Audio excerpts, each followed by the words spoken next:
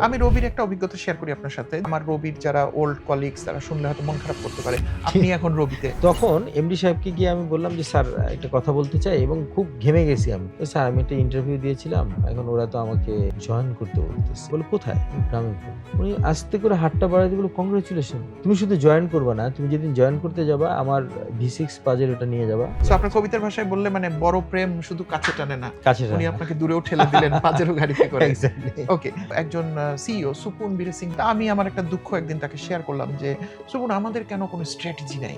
তো ও বলল যে, "আমাদের স্ট্র্যাটেজি হচ্ছে আমরা নাম্বার 1 এর সাথে ফাইট করব এবং ওকে সবসময় হিট করার চেষ্টা করা।" মাঝে, মাঝে হঠাৎ করে বসকে বলতাম, "বস অনেক ঝামেলার মধ্যে আছি।"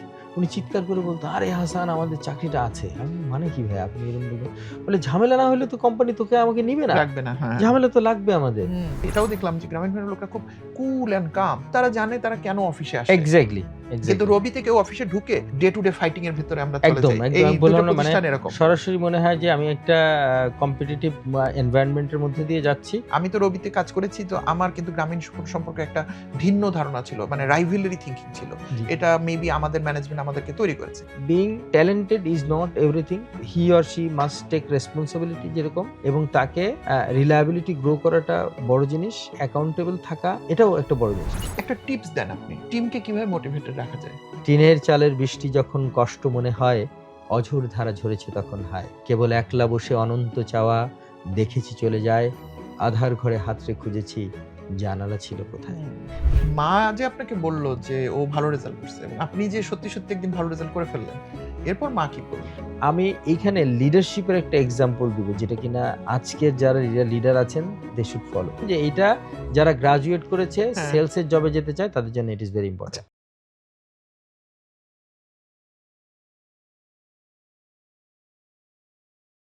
আসসালামু আলাইকুম। গল্পগ্রাফির নতুন পর্বে আপনাদেরকে স্বাগত জানাচ্ছি। গল্পগ্রাফিতে আমরা সাধারণত গল্পের গ্রাফ করি। অর্থাৎ গল্পে, গল্পে আমাদের সময়টা কেটে যায়। আর গল্প আমরা কার সাথে করব? আমরা একজন মানুষকে ডেকে আনি আমাদের স্টুডিওতে, যার জীবনে অনেক ঘটনা, অনেক কথা। আর সেই কথাগুলো গল্পে, গল্পে আমরা উপস্থাপন করি। সেই মানুষটার কাছ থেকে আমরা হয়তো কিছুই শিখি না, আবার হয়তো অনেক কিছু শিখি। সবকিছু মিলে একটা পুরো মানুষের জীবনের জার্নিটাকে তুলে আনা গল্পগ্রাফির কাজ। এবং আমরা আশা করছি আপনারা গল্পগ্রাফির সাথে থাকবেন এবং আমরা যে আজকের অতিথিকে ডেকে এনেছি তার কথা শুনবেন, তার কথার বিপরীতে আপনারা ফিডব্যাক দিবেন, প্রশ্ন জানাবেন, যাতে পরবর্তীতে আপনাদের প্রশ্নগুলো আমরা তার কাছে পৌঁছে দিতে পারি। আজকে আমার সাথে স্টুডিওতে যিনি উপস্থিত হাসান মাহমুদ ভাই, আপনাকে স্বাগত। আসসালামু আলাইকুম। ধন্যবাদ। তো ওয়ালাইকুম আসসালাম। আমি আমার নিজের অভিজ্ঞতা হাসান মাহমুদ ভাইয়ের সাথে বলি। আমি তখন রবিতে কাজ করতাম এবং HR এ কাজ করতাম। তো একদিন আমাকে একজন লোক এসে বলল যে, "আজকে একজন জয়েন করেছে এবং আপনি যে সেলস একাডেমি নিয়ে চিন্তা করতেছেন।" সেই সময় আমরা একটু সেলস একাডেমির কাজ সেলস করছিলাম। আপনার হয়তো মনে আছে। রাইট। তো এই লোকটা আমাদের জন্য খুব উপকারী হবে। তো আমি লাঞ্চ ব্রেকের সময় আপনার সাথে দেখা করতে গেলাম। আপনার মনে রাইট। আছে কিনা? এর আগে আমাদের কোনদিনই দেখা হয় নাই। জি। এবং ১ম দর্শনেই মানে আমার কাছে মনে হলো যে আমি একটা ভালো লোক পেয়ে গেছি। এবং সেটা আপনার রবির ১ম দিন ছিল। জি, ইভেন একদম, ওয়ার্কিং ডেও না। একদম। Joining day. Joining day. এবং এরপর আপনার সাথে সিলেটে গেলাম। সিলেটে আপনার guerrilla strategy and all this things. তো এইটা হচ্ছে উনার কর্পোরেট বিষয় আমরা আরো আসবো। তো যেহেতু রবির উচ্চ পদে উনি সেলসে জয়েন করেছিলেন তো আপনারা বুঝতেই পারেন যে উনার একটা কর্পোরেট লিগেসি আছে সেটা সম্পর্কে আমরা শুনবো। কিন্তু আজকে আমরা যে জায়গাটায় খুব বেশি অভিভূত দেখতে পাচ্ছেন অনেকগুলো বই আমার হাতে আছে এবং একটা বই আমি বিশেষ কারণে আপনাদেরকে দেখাচ্ছি না। এটা আমি আলাদাভাবে পরে দেখাবো। তো এই বইগুলোর মধ্যে আ মাহমুদ ভাইয়ের যে কবিতা লেখা বা সাহিত্যের যে ঝোঁক এবং আজকে মাহমুদ ভাই আমি আপনার মাহমুদ শব্দটা কেন যেন আমার কাছে মনে হয় মাহমুদ মানে একজন কবি হতে পারে। এটা হয়তোবা আল মাহমুদ থেকে আসছে। সো আমরা আজকে উনার জীবনের এই দিকটাও আমরা তুলে ধরবো। আরো অন্যান্য জিনিস আসবে। আমি অনেক কথা বলে ফেলেছি একজন হোস্ট হিসেবে। আমি আজকে আর কথা বলব না। আপনি কেমন আছেন? জি, আমি ভালো আছি। আলহামদুলিল্লাহ আল্লাহ ভালো রেখেছেন। ওকে। আপনি এসছেন খুব অল্প সময়ের নোটিসে। আমরা খুব খুশি। আ আপনি আপনার জীবনকে কিভাবে ব্যাখ্যা করবেন?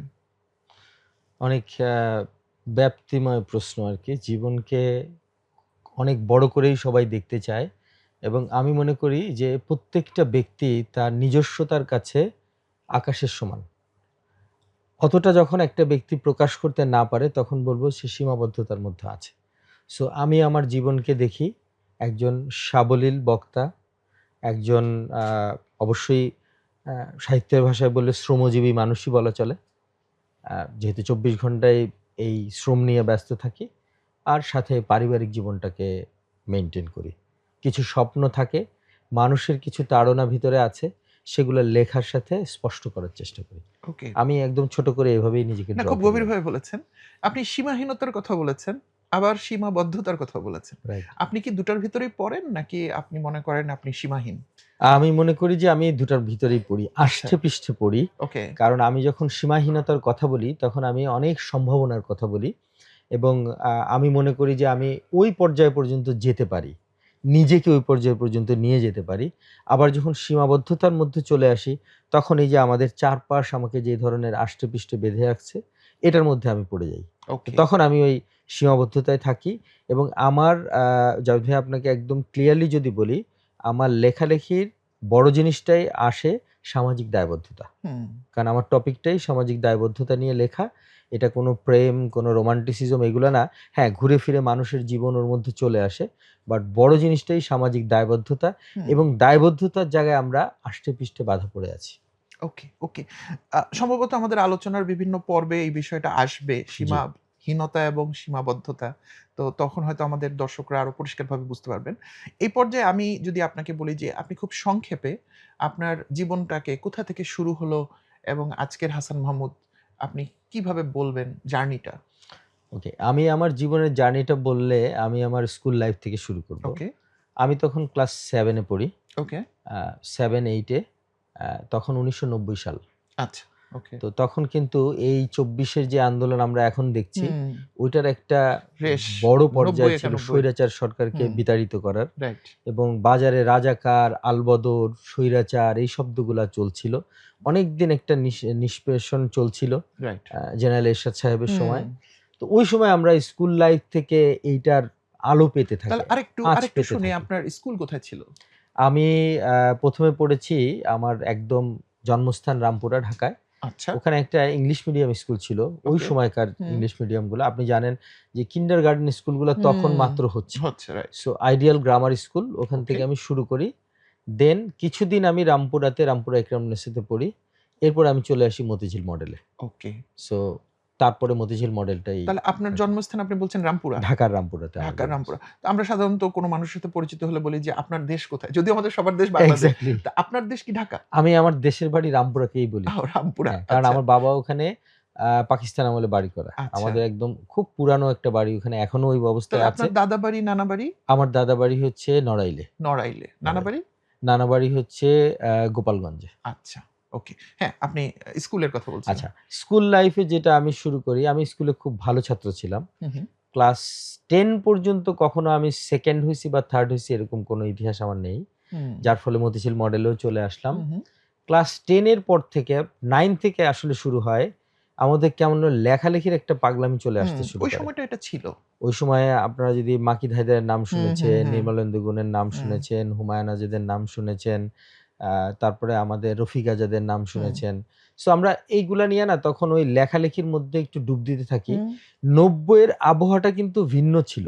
হুম। যেমন আমরা টিএসসিতে, আমরা তখন 9-10 এ পড়লেও টিএসসিতে যেতাম, আড্ডা দিতাম। ওকে। আজিজ মার্কেটে যেতাম, কবিতা নিয়ে গল্প হুম, করতাম। হুম, হুম, সো আমাদের অজস্র ফ্রেন্ড আজকে অনেক বড়, বড় কবি সাহিত্যিক হয়ে গেছে।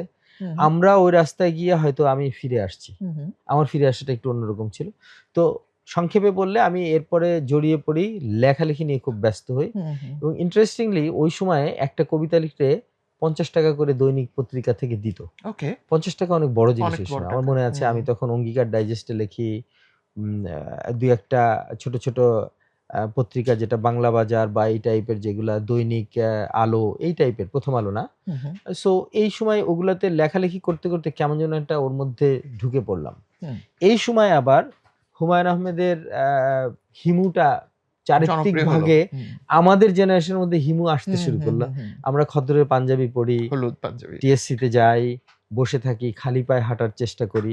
সো হুম, আমার মধ্যে কেন যেন ওটা চলে আসলো। হুম, হুম। যার ফলে আমার এসএসসি রেজাল্টটা অত ভালো হয় না। ওকে। অত ভালো না হলেও তখনকার যুগে স্টার মার্ক পাওয়া খুব সহজ হুম, ছিল। হুম, হুম। আমরা কিন্তু ৫০০ প্রশ্ন মুখস্থ করে পড়া লোক তখনকার। আপনার যদিও এসএসসি কত সাল? 93 তে আমার এসেছে। 93 এসএসসি। 93। ওকে। যদিও আমাদের মধ্যে এখনকার চেয়ে বেশি পরিমাণে এই সাহিত্য সংস্কৃতি নিয়ে কথাবার্তা চলতো, আমাদের রাইট। আড্ডাটাই ওরকম হুম হতো। হুম হুম আমি ক্লাস 9 এ থাকতে একটা গিটার কিনে ফেললাম, গিটার বাজাই। তখন কোনো এই ওয়েবসাইটে দিলে লিরিক্স আসবে, আসে না, না, তখন তো ইন্টারনেট এইভাবে ছিলই না। একদমই ছিল না ভাই। একটা গানের কর্ডিং জানতে রামপুরা থেকে কাঁঠালবাগানে আসতাম, বসে থাকতাম যে একটা গানের কর্ডিং একটা ফ্রেন্ড দিবে। হুম।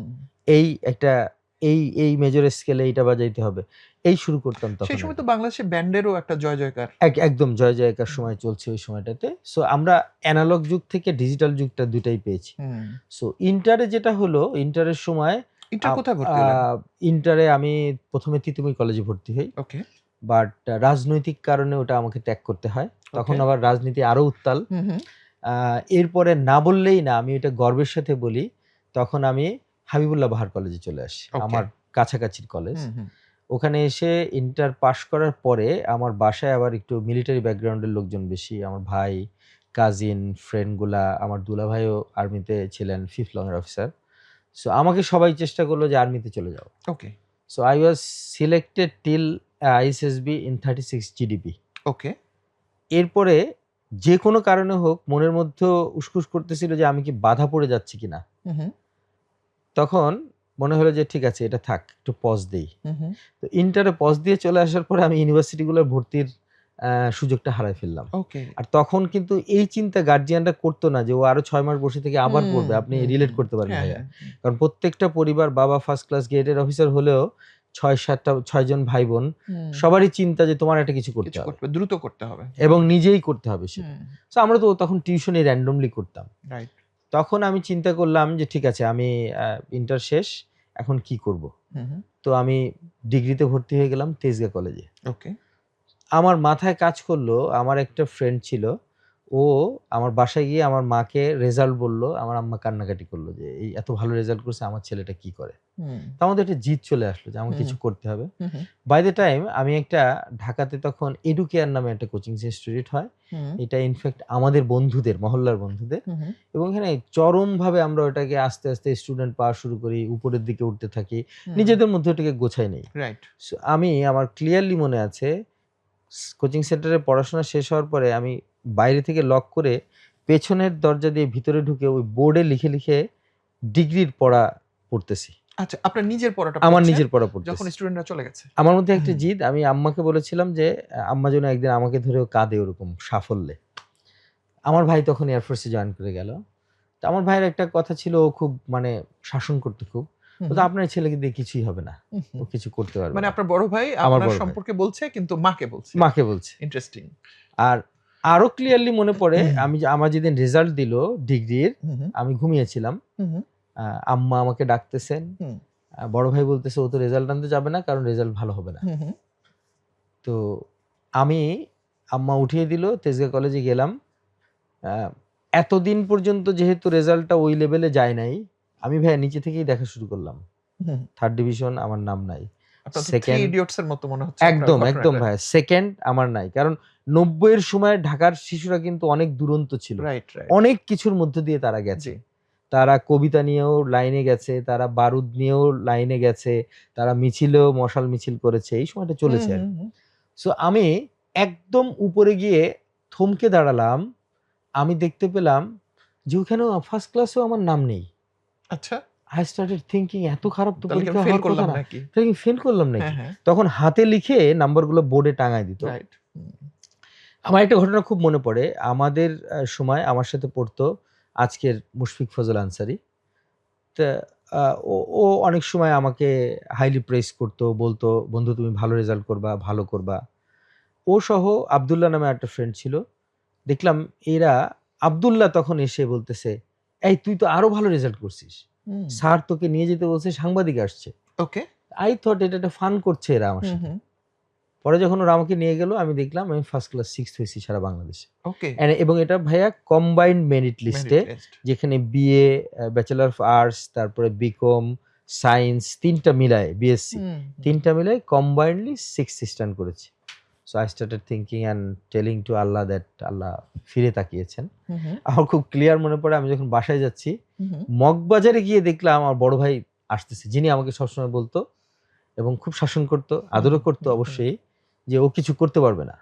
হুম, হুম, তখন বলল, এই তুই দাঁড়া, তোকে নিয়ে আমি পত্রিকা অফিসে যাব, তোর ছবি দিব, তুই তো স্ট্যান্ড করছিস। হুম, তাই আমি বললাম যে না, সাংবাদিক অলরেডি এটা নিয়ে নিছে, হুম, আপনি বাসায় চলেন, কালকে ছবি পাবেন পেপারে। হুম, সো এইটা আমার লাইফে একটা টার্নিং এনে দেয়। রাইট। তখন আমাদের ওই সময়ে 97-এ 3টা ইউনিভার্সিটি আমাকে ফুল স্কলারশিপে এমবিএ করাতে চাইলো। তার হুম, মধ্যে আইইউবিএটি যেটা ছিল, হুম, একদম লেখালেখির ভাষায়, ইতিহাসের ভাষায় আসলে ওইটা ১ম প্রাইভেট ইউনিভার্সিটি।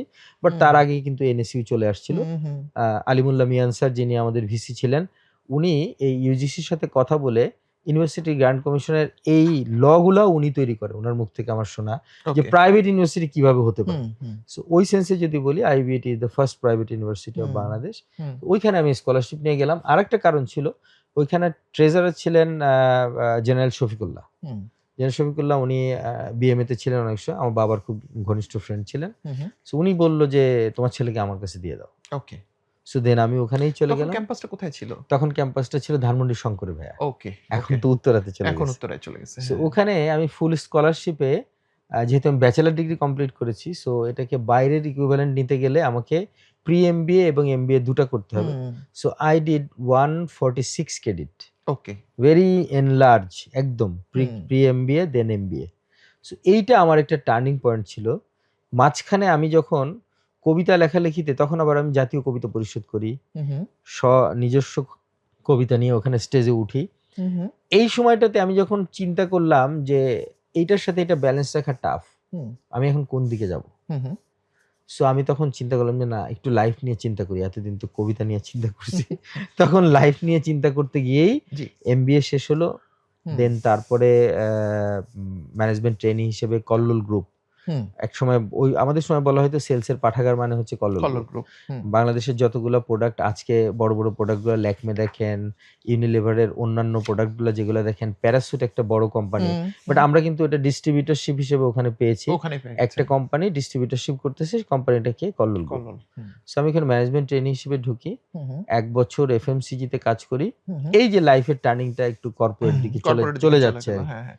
আমরা কর্পোরেটে যাওয়ার আগে, জি, কর্পোরেট আই থিংক খুব একটা ইন্টারেস্টিং জার্নি হবে। জি, আমি আপনার সাথে কিছুক্ষণের জন্য একটু ৯০ এ হারায় গেছিলাম কিছুটা। জি। কারণ আমি আপনার ২-৩ বছর পর, পর ওই জার্নি গুলোর ভিতর দিয়ে এক্সাক্টলি। যাচ্ছি। এবং মোর ইন্টারেস্টিং হচ্ছে আমার আবার পুরো সময়টা জেলা শহরে। তো ঢাকা আমাদের জন্য ফ্যান্টাসি ছিল। এবং ওই যে আপনি বললেন স্বৈরাচার, নিপাত যাক, নূর এক্সাক্টলি, হোসেন, এক্সাক্টলি। যেগুলো আমরা বিটিভিতে দেখতাম, অথবা তখন তো বিটিভি নিয়ন্ত্রিত। আ একদিন পর পত্রিকা আমাদের ঘরে পৌঁছাতো। পৌঁছাতো। আমার গ্রামে। কারণ তখন তো যমুনা ব্রিজ ছিল না। সো আমরা আজকের পত্রিকা পরের দিন সকালে পেতাম আরকি। সো ওই সময়টা আমি ফিল করছিলাম আরকি আপনার কথার সাথে, সাথে। তো আমি জাস্ট কর্পোরেটে ঢোকার আগে একটু ছোট্ট কথা বলে নিয়ে যেতে চাই।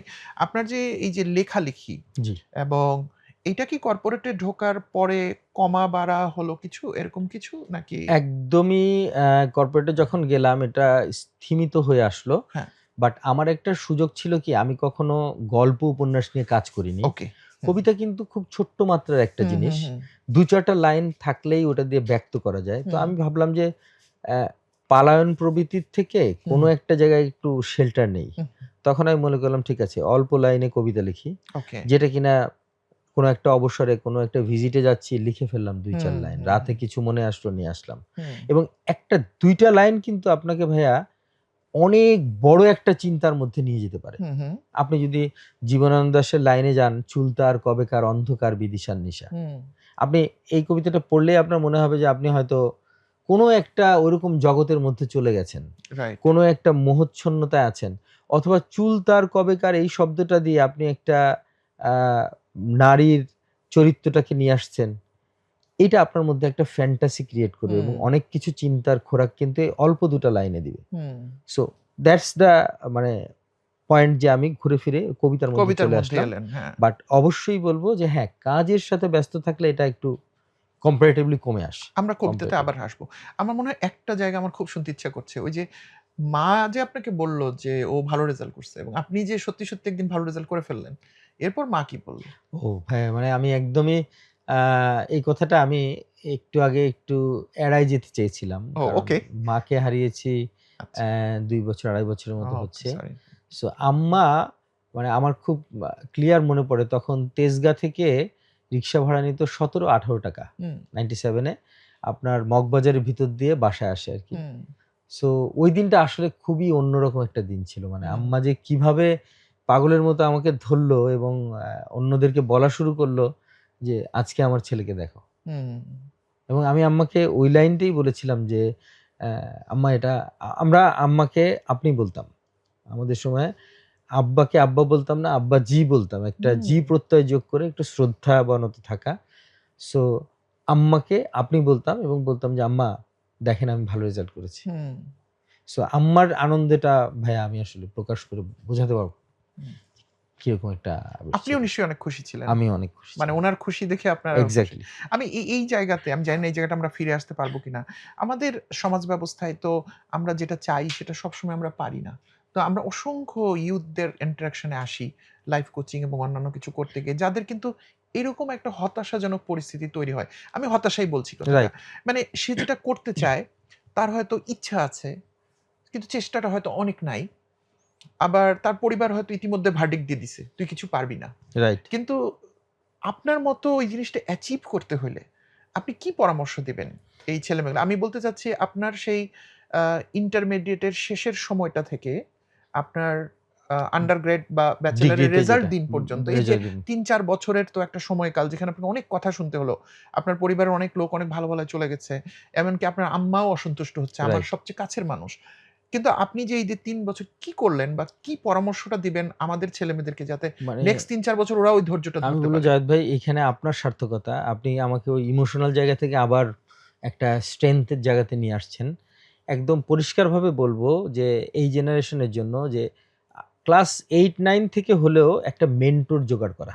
Mentor. Hmm, it's very important. আপনি আনকনসিয়াস মাইন্ডে নাও জানতে পারেন যে উনি আপনার মেন্টর। আপনি যখন আমাকে কথাগুলো বলছিলেন, তখন আমি মনে করছি বাংলাদেশ আর্মির 31st বিএম এর একজন আজিজ আহমেদ ভাই, উনি আমার টিচার ছিলেন ক্লাস ইন্টারের সময়।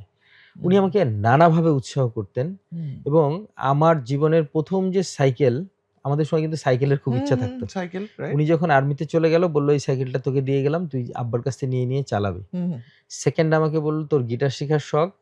খালু" আমার আব্বা বেশি ধার্মিক লোক হুম, ছিলেন। হুম। "খালু গিটার কিনে দিবে না।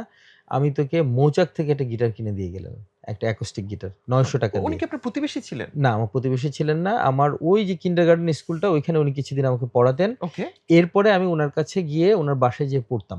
আচ্ছা। সোজা ওকে। বাংলা কথা আগে যেমন বড় ভাইদের হুম, কাছে হুম, গিয়ে হুম, পড়তাম, হুম, হুম। পড়তাম। তো উনি বিএমএ তে যাওয়ার পরে বিএম এর ২ বছরের আমার কাছে মনে হয়েছিল একটা সময় যে আমি ওইটাও একটা বই লিখতে পারি। 31st বিএম এর যারা আছে তারাও এটাকে স্মৃতি রোমন্থন করতে পারবে। হুম, হুম। উনি প্রায় প্রত্যেক দিনই একটা চিঠি আমাকে লিখতেন। ওকে। ইনফেক্ট সত্যি করে বললে ২ টা চিঠি লিখতেন। হুম, আমাকে একটা লিখতেন আর উনার এখন যেই মানে সহধর্মিণী তখন উনার প্রেমিকা, হুম, হুম, ভালোবাসার মানুষ হুম, তাকেও লিখতেন। হুম, যে ছোট ভাই ওইটার মধ্যেও ছিল। হুম, যে হুম, ২ টা চিঠি উনার কাছ থেকে আমার কাছে আসতো। আমি একটা হুম। আপুকে দিয়ে আসতাম, একটা আমি রাখতাম। আপনি মানে মেসেঞ্জার হিসেবেও কাজ একদম, করতেন আপনি? একদম মেসেঞ্জার হিসেবে। ওকে, ওকে। এবং দেখা গেছে উনার যেই চিঠিগুলা, ওগুলা আমি ফাইল করেছিলাম। এত উৎসাহব্যঞ্জক ছিল এই মেন্টরশিপটা উনার। উনি আমাকে বারবারই বলতেন যে, "তুমি এখানে ভেঙে পড়ো না।" হুম, বিএমএ তে একটা ট্রেনিং আছে লাল ঘোড়া। হুম, হুম, ৫০ কিলো, ৬০ কিলো পিঠে ৮ কেজি, ১০ কেজি রাইফেল নিয়ে যায়। আমি কিন্তু আপনাকে 31st বিএমএ যেরকম মুখস্থ বলে দিতে পারবো, হুম, আবার আমার আ বড় ভাই প্লাস দুলাভাই যিনি, উনি 5th বিএমএ ছিলেন। হুম, হুম। সো উনার হিস্ট্রিটাও আমি বলে দিতে পারবো যে উনারাও কিভাবে উনারা বিএম এর পাশের ড্রেনটাকে উনার মুখ থেকে শোনা, বলতো এটা হলো আবে জমজম, এটার মধ্যে ডিগবাজি দিতে হয় সকালে উইঠা। আচ্ছা। মানে এরকম করে হ্যাঁ, বলতো হ্যাঁ, আরকি। হ্যাঁ। আমাকে ওই বিএমএ লাইফটা যখন উনি চিঠিতে লিখে পাঠাতো, I started realizing that life is very tough there. Hmm, Even these people are doing good. Hmm, so আমি এখানে সকালে আম্মা নাস্তা বানায় দিচ্ছে, খাচ্ছি, আ ইউনিভার্সিটিতে যাচ্ছি, ফিরে আসছি। এরকম একটা ইন্টারন্যাশনাল এনভায়রনমেন্ট এ পড়াশোনা করছি, এসির মধ্যে বসতেছি। Hmm. What I am doing? Right. আমার কি করা উচিত? হুম, অন্যরাও এটা করতেছে। এই চিন্তাটা না ভাই আমাকে ক্যারিয়ারের দিকেও বললাম যে কাজে দিয়েছে এবং আমার সেম ডিগ্রি লাইফ এর সময়ও কিন্তু আমাকে এই জিনিসটা আমাকে কাজে দিয়েছে। একটা ছোট প্রশ্ন। আই এম সরি আপনাকে থামাচ্ছি। না ইটস ওকে ভাই। এই যে আপনি মেন্টরের কথা বলতে গিয়ে আপনি আজিজ ভাইয়ের কথা বললেন, যিনি আজিজ আহমেদ। আজিজ আহমেদ। আমিও ভাই বললাম আপনার জি সাথে। না প্লিজ। তো উনি কি শুধু আপনাকেই স্নেহটা করতেন, আপনাকেই চিঠি লিখতেন, আপনাকেই গিটার কিনে দিলেন, নাকি উনি আরো অনেককে দিয়েছেন বলে আপনার কাছে মনে হয়? আমার যতটুক জানা মতে একদম he was very close to me. Right. মানে আসলে তো বয়সের পার্থক্য ৪ বছর ৫ জি, বছরের, এছাড়া বেশি না। জি। সো আমার সাথে উনার একটা তো এই এটা রিলেশন কিভাবে ছিল। হলো? মানে আমি মনে করি যে এটা আমি কেন জিজ্ঞেস করছি যে আজকের দিনে যারা মেন্টরকে খুঁজে বের করবে তাকেও কিন্তু এই রাস্তাটা জানতে হবে। এক্সাক্টলি, কেন ৫ এক্সাক্টলি, বছর বা ১০ বছরের বেশি মানুষ তাকে সময় দিবে, তাকে স্নেহ করবে, তাকে উৎসাহ দিবে। কারণ সবাই তো ব্যস্ত। তো এক্সাক্টলি। ওখানে কি ক্র্যাক করলেন আপনি? ভাইয়া এইখানে ক্র্যাক করার যেটা বিষয় ছিল, আমি যখন উনার কাছে পড়তে যেতাম, তখন আমার কাছে প্রায়ই মনে হতো যে আমি যখন ভেঙে পড়তেছি বা হুম, কিছু একটা আইডিয়া চাচ্ছি, কিছু একটা করতে চাচ্ছি, whom should I share? Hmm, hmm, or from whom I have to take the advice যে আমার এটা করা উচিত না, উচিত না। তখন এটা কিন্তু আমি নিজেই সিলেক্ট করলাম। এবং হুম। আমি বলব ইয়াং জেনারেশনের জন্য he or she must select his mentor first. আপনি কি গিয়ে বললেন উনাকে কখনো? আমি কখনো উনাকে বলি নাই। আচ্ছা। আজকে যদি জানি না এটা উনি হয়তো দেখবেন। হ্যাঁ, হ্যাঁ। দেখে উনিও হয়তো আবেগ আপ্লুত হবেন এবং বলবেন যে, "তুই এখনো এগুলো মনে রাখছিস, এখনো এগুলো রাইট। বলিস।" হ্যাঁ, হ্যাঁ। সো এই যে মেন্টরটা খুঁজে বের করা, এই দায়িত্বটা নেয়াটা আমি বলব এটা একটা বড় টার্নিং পয়েন্ট ফর মি। হুম, যে আমি ওই মেন্টরটা খুঁজে নিয়েছিলাম ওই হুম, সময় হুম। এবং right mentor, and he did his excellent task by linking me and helping me to skill up. Right. এটা একটা বড় জিনিস। ওকে। উনি তো এখনো সার্ভিসে আছেন না না, রিটায়ার্ড? উনি গত ৪-৫ বছর হবে বাট রিটায়ারমেন্টে উনি গিয়ে ঢাকায় থাকেন? ঢাকায় থাকেন। উনি এখন আলহামদুলিল্লাহ অনেক বড় লেভেলের একটা আইটি বিজনেস নিয়ে ওকে। ব্যস্ত আমার আছেন মনে হয় এখন। আজকে উনার উদ্দেশ্যে আপনি এই ক্যামেরায় কিছু বলে ফেলেন। আমি না এখনো আ আ আহমেদ ভাই, আজিজ আহমেদ ভাই, বাট আহমেদ স্যার বলি। উনি এটা নিয়ে বারবারই বলে, "তুই আমাকে এখনো স্যার বলিস কেন?" হুম, তা আমি আবারও বলব যে, Ahmed sir, salute to you. আপনার অনেক কন্ট্রিবিউশন আমার জীবনে কাজে লেগেছে। হুম। ধন্যবাদ। খাওয়াবেন না উনাকে বাসায়? ওটা ওটা তো অবশ্যই। আমাদেরকেও ডাকতে পারেন সাথে। ওকে। চলেন আমরা আস্তে, আস্তে কর্পোরেটে যাই আসলে। তো আপনি কল্লোল গ্রুপে যে আপনার চাকরি হলো, জি। সেই সময়টা কি এখনকার মতোই চাকরির কম্পিটিশন ছিল? নাকি তখন এপ্লাই করলে ভালো রেজাল্ট থাকলে খুব সহজেই হয়ে যেত? ভাইয়া তখন ভালো রেজাল্ট করলে হতো না। তখন কম্পিটিশনটা আরেকটু অন্য লেভেলে ছিল। ওকে। তখন কিন্তু ধরেন এই সোশ্যাল মিডিয়ার যুগটা এত এস্টাবলিশ না যে আমি এই যে আজকে আসার আগে আপনার সাথে চিটচ্যাট করলাম, এখানের হুম, আরেকজনের সাথে করলাম। এত হুম। ইজি ছিল না। না। আমাকে কয় মাইল গিয়ে কিন্তু তখন কথা বলতে হতো। Right. So that was a very tough time hmm, এবং হুম। আমাদের কিন্তু লিখিত পরীক্ষা দিতে হইতো হুম, কোন হুম, হুম, হুম, জায়গায় চাকরি পেতে হলে। হুম। সেম আমি কল্লোলেও যেটা পেয়েছি, এরপরে আমি I was in Grameenphone also. Right. ওখানেও ওই আমরা লিখিত পরীক্ষা দিয়ে হুম, হুম, শুরু হুম, করেছিলাম। সো আমি যখন ম্যানেজমেন্ট ট্রেনি হিসেবে কল্লোল গ্রুপে ঢুকলাম, হুম। তখন ওইটা আমাকে বিরাট একটা প্ল্যাটফর্ম দিল। ১ বছরের মাথায় আমার ওই কোম্পানিতে সাইড বাই সাইড ওতে ঘড়ির ব্যবসা ছিল। হুম, হুম। আছে এখনো, এখনো আছে। টাইম জোন নামে। Time zone. ওয়ার্ল্ডের হুম, সব রেপুটেড ব্র্যান্ড গুলা হুম, টাইম জোনই বাংলাদেশে সেল হুম, করে। হুম, হুম। তো কোনোভাবে না কোনোভাবে টাইম জোনের যিনি সিনিয়র ম্যানেজার ছিলেন, উনি অ্যাক্সিডেন্ট করলেন। উনারা ২ জন। সো উনারা কিছুদিন লিভে থাকলেন। হুম, হুম। এই সময়টাতে আমার সাথে আরেকজন ছিল, কামরুল নাম যতদূর মনে পড়ে। আমাদের ২ জনকে এমডি সাহেব ডেকে বললেন যে, "তোমরা ২ টার হাল ধরা শুরু করো। এফএমসিজি থেকে এদিকে আসো।" হুম। সো ইন ঘড়ির দিকে। এই ঘড়ির দিকে। ওকে। পার্সপেক্টিভটা খুব ইন্টারেস্টিং। গল্পটা হুম, বললে আপনি মজা পাবেন। হুম, আমি ধানমন্ডিতে একটা রুটে তখন একটা চকোলেট ছিল টুইট, টুইট। হুম, হুম, টুইট, টুইট সেল করতেছি। হুম, হুম, হুম। আর সেলসে প্রত্যেকদিন তখন ছিল একটা রুটে প্রায় 65 আউটলেট, হুম। 65 দোকান। ধানমন্ডি শঙ্কর দিয়ে এবং ঢুকে বেশ দূরে, দূরে। বেশ দূরে, দূরে হুম, জিকাতলা দিয়ে হেঁটে এসে বিডিআর ওই দিক দিয়ে শেষ করতে হতো। হুম, সো আমি ঐদিন ওই রুটটা করতেছি। হুম, হঠাৎ করে এমডি স্যার আমাকে ফোন দিলেন। কল্লোলের ম্যানেজিং ডিরেক্টর গোলাম মোস্তফা সাহেব। বলছে, "হাসান তুমি কোথায়?" তো উনি খুব আ স এভাবেই কথা বলতেন। আমরা খুব ইন্সপায়ার্ড হতাম স্যার কথা বলে। আর ভয়ও পেতাম মারাত্মক। বললাম যে, "স্যার আমি তো মার্কেটে করতেছি।" তো উনি আমাকে জিজ্ঞেস করলেন, "তোমার পাসপোর্ট আছে?" হুম, হুম, তা আমি হঠাৎ করে অবাক হইলাম জাভেদ ভাই যে, হুম। আমার এই সেলের সাথে পাসপোর্টের পাসপোর্টের কি রিলেশন কি? সম্পর্ক? হুম, তা আমি বললাম, "জি স্যার আছে। তুমি একটু বাসায় যাও, পাসপোর্টটা নিয়ে অফিসে আসো।" হুম, হুম, আমি চরম চিন্তায় পড়ে গেলাম। বাসায় গেলাম, পাসপোর্ট নিয়ে অফিসে গেলাম। ওখানে গিয়ে দেখলাম যে টাইটানকে রিপ্রেজেন্ট করতো সাউথ এশিয়াতে তখন জয়শঙ্কর মেনন নামে এক ভদ্রলোক, হুম, ইন্ডিয়ান। হুম, উনি বসা, উনি আমাকে ঢোকার সাথে, সাথেই বলছেন যে, "congratulation Hasan, you have been selected for looking after Titan." Hmm. আমি তো একদম আকাশ থেকে পড়লাম যে সেই টুইট, টুইট চকোলেট থেকে ওই টুইট টু টাইটান। জালাল ভাইয়ের মুদি দোকান থেকে এই কর্পোরেটের ওরকম লেভেলে এটা হুম, কি হচ্ছে? হুম, হুম, তো স্যার তখন আমার পাসপোর্টটা দেখে বলল, "এই তোমার পাসপোর্টে তো ইয়ে নাই, মানে মেয়াদ শেষ। হুম। এ কি অবস্থা?" আচ্ছা। তখন উনি আমাদের অ্যাডমিন অফিসে ছিল তখন তানভীর আহমেদ। ভদ্রলোক পরে রবিতেও কিছুদিন কাজ করেছে, তানভীর ভাই। তো উনাকে দিয়ে পাঠিয়ে একদিনের মধ্যে আমার ওটা একটা স্পেশাল পাসপোর্ট, লাল একটা পাসপোর্ট থাকতো, ওটা বের করানো হলো। এবং উনি বলল যে কালকে সকালেই তোমাকে পরশু সকালে তোমাকে ব্যাঙ্গালোর যেতে হবে ট্রেনিং এর ওকে। জন্য 15 দিন। আমি বললাম মাই গুডনেস, কিসের ট্রেনিং স্যার? সেলসের ট্রেনিং। জয়শঙ্কর মেনন যাচ্ছে, তুমি ওর সাথে ব্যাঙ্গালোর চলে যাবা। আমি বললাম স্যার ভিসা তো পাবো না। বলে ওটা আমার হেডেক। সো আমি বোধহয় ওরকম ইয়াং একজন, উনি ওই লেটারে মেনশন করতে হইলো যে তখন আমি অ্যাসিস্ট্যান্ট ম্যানেজার, বাট ওখানে সেলস ম্যানেজার চাকরির উল্লেখ করে। কতদিন বয়স আপনার? এটা 2 বছর? 2 বছর। ওকে। 2 বছরের কম কম। ভাইয়া। সো আমি যখন ভিসা আনতে গেলাম, ইন্ডিয়ান এমবাসির এক কলকাতার ভদ্রলোক বলল, "এই দাদা কি অবস্থা? এত ছোট বয়সে এত কিছু হয়ে যাচ্ছ?" একদম এই টোনে আমাকে বলল। তা আমি বললাম ভিসা দিয়ে দিল। এর পরের দিন আমি 15 ডেজের একটা ট্রেনিং এ চলে গেলাম। So okay.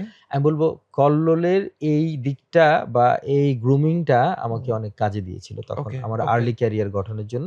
এবং আজকের যে টাইম জোনটা একদম ছোট করে বলল, এই টাইম জোন আউটলেট গুলোর জন্য আমার এবং আরেকজন ছিল কামরুল, আমাদের এই 2 ইয়াং জেনারেশনের ভালো একটা অবদান ছিল। উইথ আমাদের সিনিয়র মিস্টার গৌতম ছিলেন, জিয়া হায়দার নামে আরেকজন ছিলেন। উনারাও আমাদেরকে তখন সাপোর্ট কতটা করেছেন। আউটলেট ছিল বাংলাদেশে? পুরো তখন বাংলাদেশে ভাইয়া 25 টার মতো আউটলেট 25 ছিল। টা ছিল। এখন এখন কতগুলা? এখন আমি লাস্ট যে আপডেট আমার কাছে আছে 150 র উপরে। 150 150 র উপরে। এবং ওকে। বাংলাদেশ মার্কেট শুধু না, আপনি যদি দুবাইতে যান, আমার সৌভাগ্য হয়েছে টি-শর্ট এর দুবাই ফেয়ার গুলাতে অ্যাটেন্ড করার ওই টাইমটাতে। ওখানে গেলেও ওয়ার্ল্ডের যেকোনো জায়গা থেকে আপনি যদি এটাও একটা উপায় যে অথেন্টিক ঘড়ি যদি রাডও কিনেন, রাইট। ওখানে কল্লোল গ্রুপ লেখা দেখলে আপনি মনে করবেন আসলে এটা জেনুইন ঘড়ি। কারণ okay. They are the official authorised distributor in Bangladesh. আপনি ওয়ার্ল্ডের যেখান থেকে কিনেন, কল্লোল গ্রুপ 199 তেজগাঁ এটা লেখা পাবেন। ওকে, ওকে। সো আমি যখন মানে ওদের যে ম্যানুয়ালটা, ওদের যে ম্যানুয়ালটা দেয়া ওদের থাকে। ম্যানুয়ালটা যখন ব্যাঙ্গালোরে ওদের প্ল্যান্টে গেলাম টাইটানের, ওইটা আরেকটা জগৎ ভাইয়া, মানে ওকে। অসাধারণ একটা কর্পোরেট গ্রুমিং কি হতে ওখানে যাওয়ার পারে। একটা ছোট প্রশ্ন। জি। তা আপনি তো ট্র্যাডিশনাল বিজনেস অর সেলস এর মধ্যে ছিলেন। এফএমসিজি তে ছিলাম। এফএমসিজি মানে এটা এফএমসিজি তো আসলে আমরা বলি ট্র্যাডিশনাল ব্রডার, একদম। ট্র্যাডিশনাল পজিটিভ অর্থে বলছি। জি, জি, কিন্তু জি। সেখান থেকে আপনি একটা নিশের দিকে চলে যাচ্ছেন না? একটা এক্সাক্টলি, হাই এন্ড প্রোডাক্ট। তো এক্সাক্টলি। আপনার মনে ভয় কাজ করলো না যে আমি সেলস প্রফেশনে কোন দিকে যাচ্ছি? শুধু ভয় না ভাইয়া, আমি দৈনিক যেই পরিমাণ চকলেট বিক্রি করতে পারবো, আপনি কি মনে করেন আমি ওই পরিমাণ ঘড়ি বিক্রি প্রশ্নই ওঠে না, করতে ওই জন্যই পারবো? জিজ্ঞেস করলাম। তখন লোয়েস্ট ঘড়ির দাম ছিল ২,৮০০ টাকা, সিলভার একটা বেল্টের। সাধারণত গ্রামগঞ্জে সবাই টাইটানই ইউজ করতো তখন। তো আমি তখন চিন্তা করা শুরু করলাম যে চাকরিটা এবার যাচ্ছে। কারণ এইটা বিক্রি করা মানে কিভাবে সম্ভব? রাইট। তো যাই হোক, ওরা তখন আমাদেরকে এটা গ্রুম আপ করলো যে তোমার কাস্টমার সেগমেন্ট কে হবে, তুমি কার কাছে যাবা, তুমি কাকে কল করছো, ওইটা আবার একটা ডিফারেন্ট পার্সপেক্টিভ। ওকে। আমার খুব মনে কথাটা না বললেই নাই, রাপা প্লাজাতে যে টাইম জোনটা ছিল ওই সময়ে, তখনও ওইখানে ৩ লক্ষ টাকা টি-শার্ট বিক্রি হইতো ৩ থেকে ৪ পিস মাসে। মাসে আর্লি 2003 তে। তার মানে হচ্ছে কি, এই জগতেরও লোক আছে যারা শুধু এটা নিয়ে ব্যস্ত থাকে। বাট আমরা যেহেতু এই যে আপনি যেটা বললেন যে ট্র্যাডিশনাল বড় একটা আইটেম থেকে ছোট আইটেমে গেছি, তখন তো মনে করছি না এখানে তো কেউ নাই, এটা কাস্টমারই নেই, কাস্টমার পাওয়া যাবে না। ওকে। সো আপনার যে প্রথম জীবনে এত বড় ট্রেনিং ব্যাঙ্গালোরে করলেন, ব্যাঙ্গালোরে ওখানকার একটা দুইটা লার্নিং আপনার বলতে পারবেন আজকে যেটা সবার জন্য কাজে আসবে? ওইখানকার সবচেয়ে বড় লার্নিংটা আমি যেটা বলবো যে ডিসিপ্লিন অ্যান্ড কমিউনিকেশন। ওকে। আমি যেটা টাইটানের হুসুরের প্ল্যান্টটা ছিল, ওই প্ল্যান্টে কাজ করে আপনাকে ছোট্ট একটা গল্প বলি যে দুপুরবেলায় ওইখানে লাঞ্চ যখন শুরু হতো, তখন একাধারে ২,০০০ থেকে ২,৫০০ লোক লাঞ্চ করতো। একটা ক্যান্টিন ছিল ভাইয়া, এদিক থেকে ৫০০ জন ঢুকতো, খাওয়া হলে ওদিক দিয়ে ৫০০ জন বেরিয়ে যেত। এবং হুসুরের ওই প্ল্যান্টের যিনি সিইও ছিল উনিও ওখানে খেতেন, ম্যানেজারও ওখানে খেতেন, অল ওয়ার্কাররা ওখানে খেত। আরেকটা জিনিস আমাকে ওখানে খুব মার্ক করেছিল, মার্চেন্ডাইজিং শব্দটা আমরা সবাই জানি, সেলসে কাজ করে। ঘড়ির মার্চেন্ডাইজিং, লাস্টে ঘড়িটা প্যাক হবে, এটা যেদিন আমাদেরকে দেখালো, ঘড়ি আসতেছে, ঘড়িটা হাতে নিচ্ছে, নিয়ে প্যাক করে ভরতেছে। আমি একদল লোককে দেখলাম খুব ট্রেন ভাবে এগুলো ভরে দিচ্ছে। ইন্টারেস্টিংলি ওইটা জয়শঙ্কর মেনন ছিলেন না, জয়শঙ্কর মেনন সেকেন্ড ইনচার্জ ছিল বিদ্যাসাগর। বিদ্যাসাগর আমাকে বললো যে Hasan, have you notice who are these people making this merchandising? I said yes, very good people. Well, do you know all of them are blind? Okay. I don't know how come. Merchandising এর মতো একটা interesting জিনিস না, আমি দেখে বুঝিনি। দেখে বুঝেন নাই, আমি তাদের কাজ দেখে। এক্সপার্টিজে ভাইয়া প্যাক যে করতেছে হ্যাঁ। মেশিনের মতো প্যাক করে যাচ্ছে ঘড়িটা, ওকে, এবং লাস্ট ফিনিশিংটা কিন্তু সে দিচ্ছে। ওকে। ঘড়িটাকে এই একটা ঘড়িকে একটা ছোট বালিশের মধ্যে দিয়ে আপনি যেমন হ্যাঁ, দিয়ে দেখেছেন তারপর একটা বক্স, ঢুকিয়ে তারপর একটা বক্সের মধ্যে র‍্যাপিং করা, মোছা, প্যাকেটে রাখা। ওকে। আমাকে ওই জিনিসটা বিশ্বাস করেন আজকে পর্যন্ত ভাবায় যে মার্চেন্ডাইজিং এর মতো জিনিস যেটা কিনা চোখে দেখে করতে হয়, হ্যাঁ, হ্যাঁ। চোখ না থাকা অবস্থায় যে লোকগুলা করতে পারে, তাহলে আমি কোনটা পারবো না করতে? হুম। তো এটা কি কারণ ছিল তাদের ওখানে আচ্ছা, তারা ওরা এই যে এটা ওদের এটা একটা সোশ্যাল রেসপন্সিবিলিটির মধ্যে ছিল। Okay, okay. They were very much professional, এবং ওরা এই কাজগুলো করতো। এবং টাইটানের আপনি যদি কখনো ব্যাঙ্গালোরের ওই সাইডটাতে যান, হুম, ইলেকট্রনিক সিটি পার হয়ে গিয়ে হোসুরে পড়ে, হুম, হুম, অনেকে চিকিৎসার জন্য যেমন এই যে ইসে যায়, কি বলবো, আমাদের দেবী শেঠির হুম, হুম, হুম, হসপিটালটা হুম। পার হয়ে গেলে ওটা পড়ে। আচ্ছা। সো ওখানে এই জিনিসটা, ওখানে স্কুলও পর্যন্ত আছে, যারা বা শ্রমিক ওদের জন্য স্কুল করা আছে, ডরমিটরি করা আছে, প্রত্যেকটা জিনিস এরকম। হুম। সো এরা এটা একটা social responsibility, business and social responsibility ২ টা জিনিসকে একসাথে নিয়ে আসছে এটার মধ্যে। ওকে, ওকে। সো ওইটা তাদের বড় একটা তো জিনিস ছিল। কল্লোলে আপনি কত বছর থাকলেন? ফরচুনেটলি বলবো আর আনফরচুনেটলি বলবো, ২ বছর থাকা হয়েছিল। আচ্ছা, 2002 ট্রেনিং থেকে করে এসেই 2005। বোধহয় না, আপনি ট্রেনিং করে এসে না ভাইয়া। ট্রেনিং করে টাইটানের ট্রেনিং করার পরে আমাকে আবার টিসর্টটাও আমার সাথে এড হলো। হ্যাঁ, হ্যাঁ, টাইটান, টিসর্ট, হ্যাঁ, কোলবার নামে একটা ঘড়ি ছিল। হ্যাঁ, এই ৩ টা ব্র্যান্ড আর ওয়েস্টার, হ্যাঁ। এই ৪ টা ব্র্যান্ড আমাকে দেয়া ছিল। হুম, তো ওই ট্রেনিংটা করে আসার পরে আমি টাইম জোন নিয়ে কিছুদিন কাজ করলাম। এর মাঝে আবার প্রতি বছরেই একটা ভিজিট থাকতো, ঘড়ি আনতে যেতে হতো। হুম, এরপরে আমাকে সোয়াচ গ্রুপ থেকে আরেকটা ইনভাইটেশন দিল 15 ডেজের। হুম, এটাও আ এমডি সাহেব বলল, "Hasan, you should take this training. Hmm, তুমি হুম, তুমি যাও। তোমরা ইয়াং আছো, তুমি যাও।" সো আমি তখন ওই দুবাই ফেয়ারে গেলাম। হুম, টি-শর্টের অ্যানুয়াল মিটিংটা আমরা তখন দুবাইয়ের জুমেরা বিচে ওটা আয়োজন করেছিল ওরা। ওখানে ওইটা ১৫ দিন মানে কি একটা লার্নিং এর মধ্যে দিয়ে ১৫ দিন গেছে। T-shirt hmm. Is very high and এর ওয়াচ। রাইট। হুম, এবং ওইখানেও তখন টি-শার্টের যিনি প্রেসিডেন্ট ছিলেন, আ সম্ভবত উচ্চারণ এদিক ওদিক হতে পারে, অ্যা অলরিশ ফিশার উনার নাম। এই ভদ্রলোক যেদিন লাস্ট ডে আমাদেরকে সেলের প্রেজেন্টেশন দিচ্ছে, আমরা একটা শিপের মধ্যে সাগরে। হুম, হুম, তো উনি উনার ২ টা পকেট টান দিলেন, এই ঝাঁকাচ্ছেন, বলতেছেন, "no money here. Hmm, you hmm, guys should give me money, hmm, hmm. Business." Okay, okay. তো আমি তখন চিন্তা করলাম যে প্রেজেন্টেশনটা কি হতে পারে? হুম, মানে এই যে আজকে যখন আমরা অনেক সময় বলি না যে অমুকের অ্যাপেলের সিইওর প্রেজেন্টেশন, অমুকের প্রেজেন্টেশন। হুম, আমার চোখে দিব্য চোখে দেখা ওই এলরিশ ফিশারের ওই প্রেজেন্টেশনটা, একদম মধ্য সাগরের মধ্যে ক্রুজ যাচ্ছে। আমরা প্রায় কতজন হব? ১৫০ বিভিন্ন বিভিন্ন দেশ দেশ থেকে থেকে এসছেন। ম্যানেজাররা আসছে। এদের উদ্দেশ্যে উনি কথাগুলো বলছেন। হুম, সো তখন তারপরে আবার দুবাইতে ওইটা করলাম। এরপরে আবার ওয়েস্টার, যেটা বাংলাদেশে তখন বহুল প্রচলিত। বিয়ে হলেই একটা ওয়েস্টার ঘড়ি হুম, হুম, লাগবে। হুম, সৌদি থেকে আসলে একটা ওয়েস্টার ঘড়ি হুম, আসবে। হুম, তখন আবার আল ফুতেম টাওয়ারে গিয়ে ওদের সাথেও আবার একটা ছোটখাটো হুম, ২-১ দিন ওদেরকেও টাইম দিলাম। হুম। এটা করে আসার পরে দেন আমি 2005 এর আ জুনে শিফট করলাম তো গ্রামে। এই মোস্তফা সাহেব যিনি কল্লোল গ্রুপের কর্ণধার আপনাকে এত স্নেহ করলো, এত দেশ-বিদেশ পাঠালো, আপনি কেন চলে গেলেন? হ্যাঁ, একদম মানে ওই ধরনের কোয়েশ্চেনই করে ফেলছেন।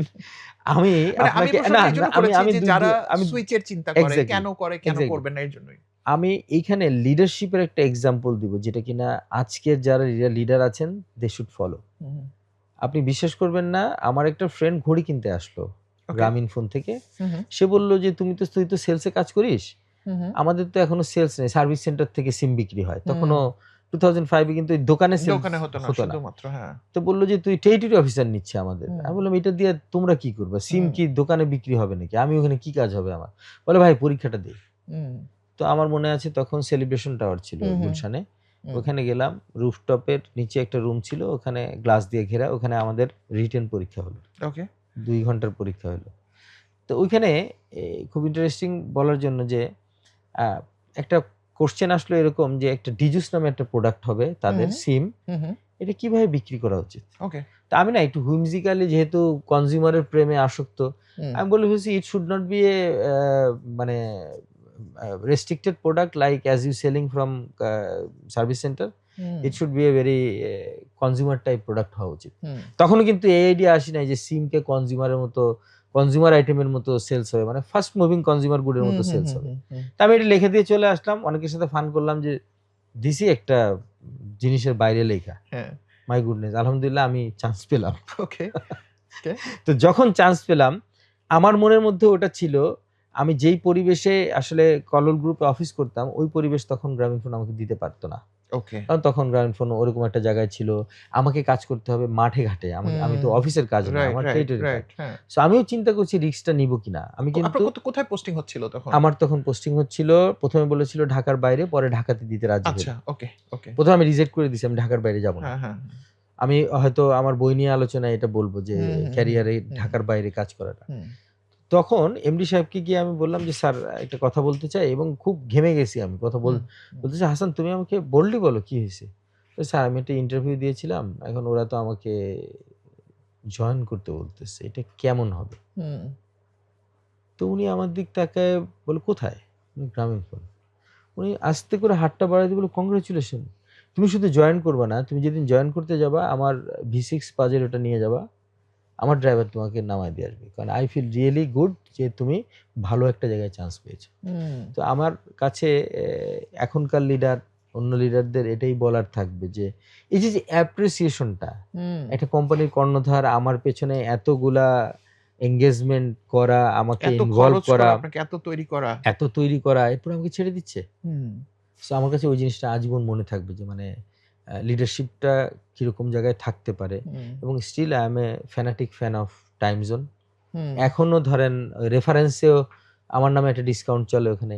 কাজ করতেছি। এখনো দেখা যাচ্ছে গোচরে বা অগোচরে প্রত্যেকদিনই কেউ না কেউ আমার রেফারেন্সে ওখান থেকে ঘড়ি হুম, কিনছে। হুম। যেহেতু ফার্স্ট ব্র্যান্ড ছিল ওটা আরকি। উনি কি এখনো উনি এখনো ওই বিজনেসে আছেন আছে এবং না? উনি আছেন। উনি ভালো করছেন। আলহামদুলিল্লাহ সো ভালো আপনার করছেন। কবিতার ভাষায় বললে মানে বড় প্রেম শুধু কাছে টানে না। কাছে উনি টানে না। আপনাকে দূরেও ঠেলে দিলেন পাজেরো গাড়িতে করে। এক্সাক্টলি। ওকে। তারপর আপনার গ্রামীণফোনের ক্যারিয়ার শুরু হলো। হ্যাঁ, মানে এরপরে আমার I think joint one friend. Of the best celebrated career, right? One of ওই দ্যা সময় গ্রামীণফোনের চাকরি একটা স্বর্ণযুগ গ্রামীণফোনের স্বর্ণযুগ, বলব। হ্যাঁ।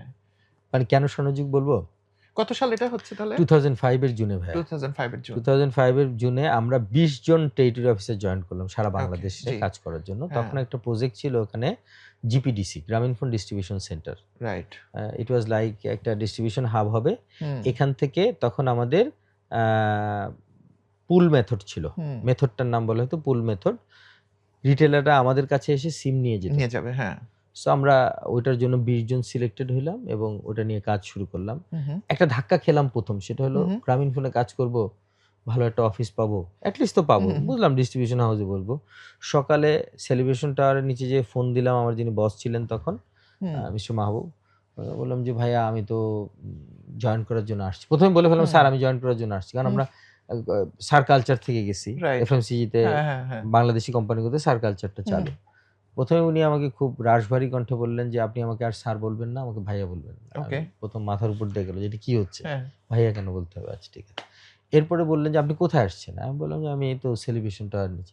বলে, "এইটা আপনার অফিস হবে, আপনাকে কে বলছে?" হু, হু, আমি আবারও বাধার মধ্যে পড়ে গেলাম যে, লোকটা ১ম দিন আমাকে বলে, "আপনি এখান থেকে একটা সিএনজি নিয়ে", তখন সিএনজি বেবি ট্যাক্সি বেবি নিয়ে ট্যাক্সি। বেবি ট্যাক্সি হ্যাঁ, বেবি ট্যাক্সি নিয়ে ইসে যাবেন, শাপলা চত্বরে যাবেন। এর পাশে হুমায়ূন টাওয়ার পাবেন। ওইখানে ২২১ নাম্বার 149 নাম্বার রুমটা আপনার অফিস। আচ্ছা। আমি মানে বললাম, distribution house actually. Distribution house না ভাইয়া, তখন নিজস্ব যেহেতু, হ্যাঁ, নিজস্ব একটা সেটআপ, আর ছোট নিজস্ব একটা ছোট একটা সেটআপ। সেটআপ। হ্যাঁ। আমি তারপরে ওইখানে আসার পরে তো বিশাল একটা ধাক্কা খেলাম যে, কি করলাম?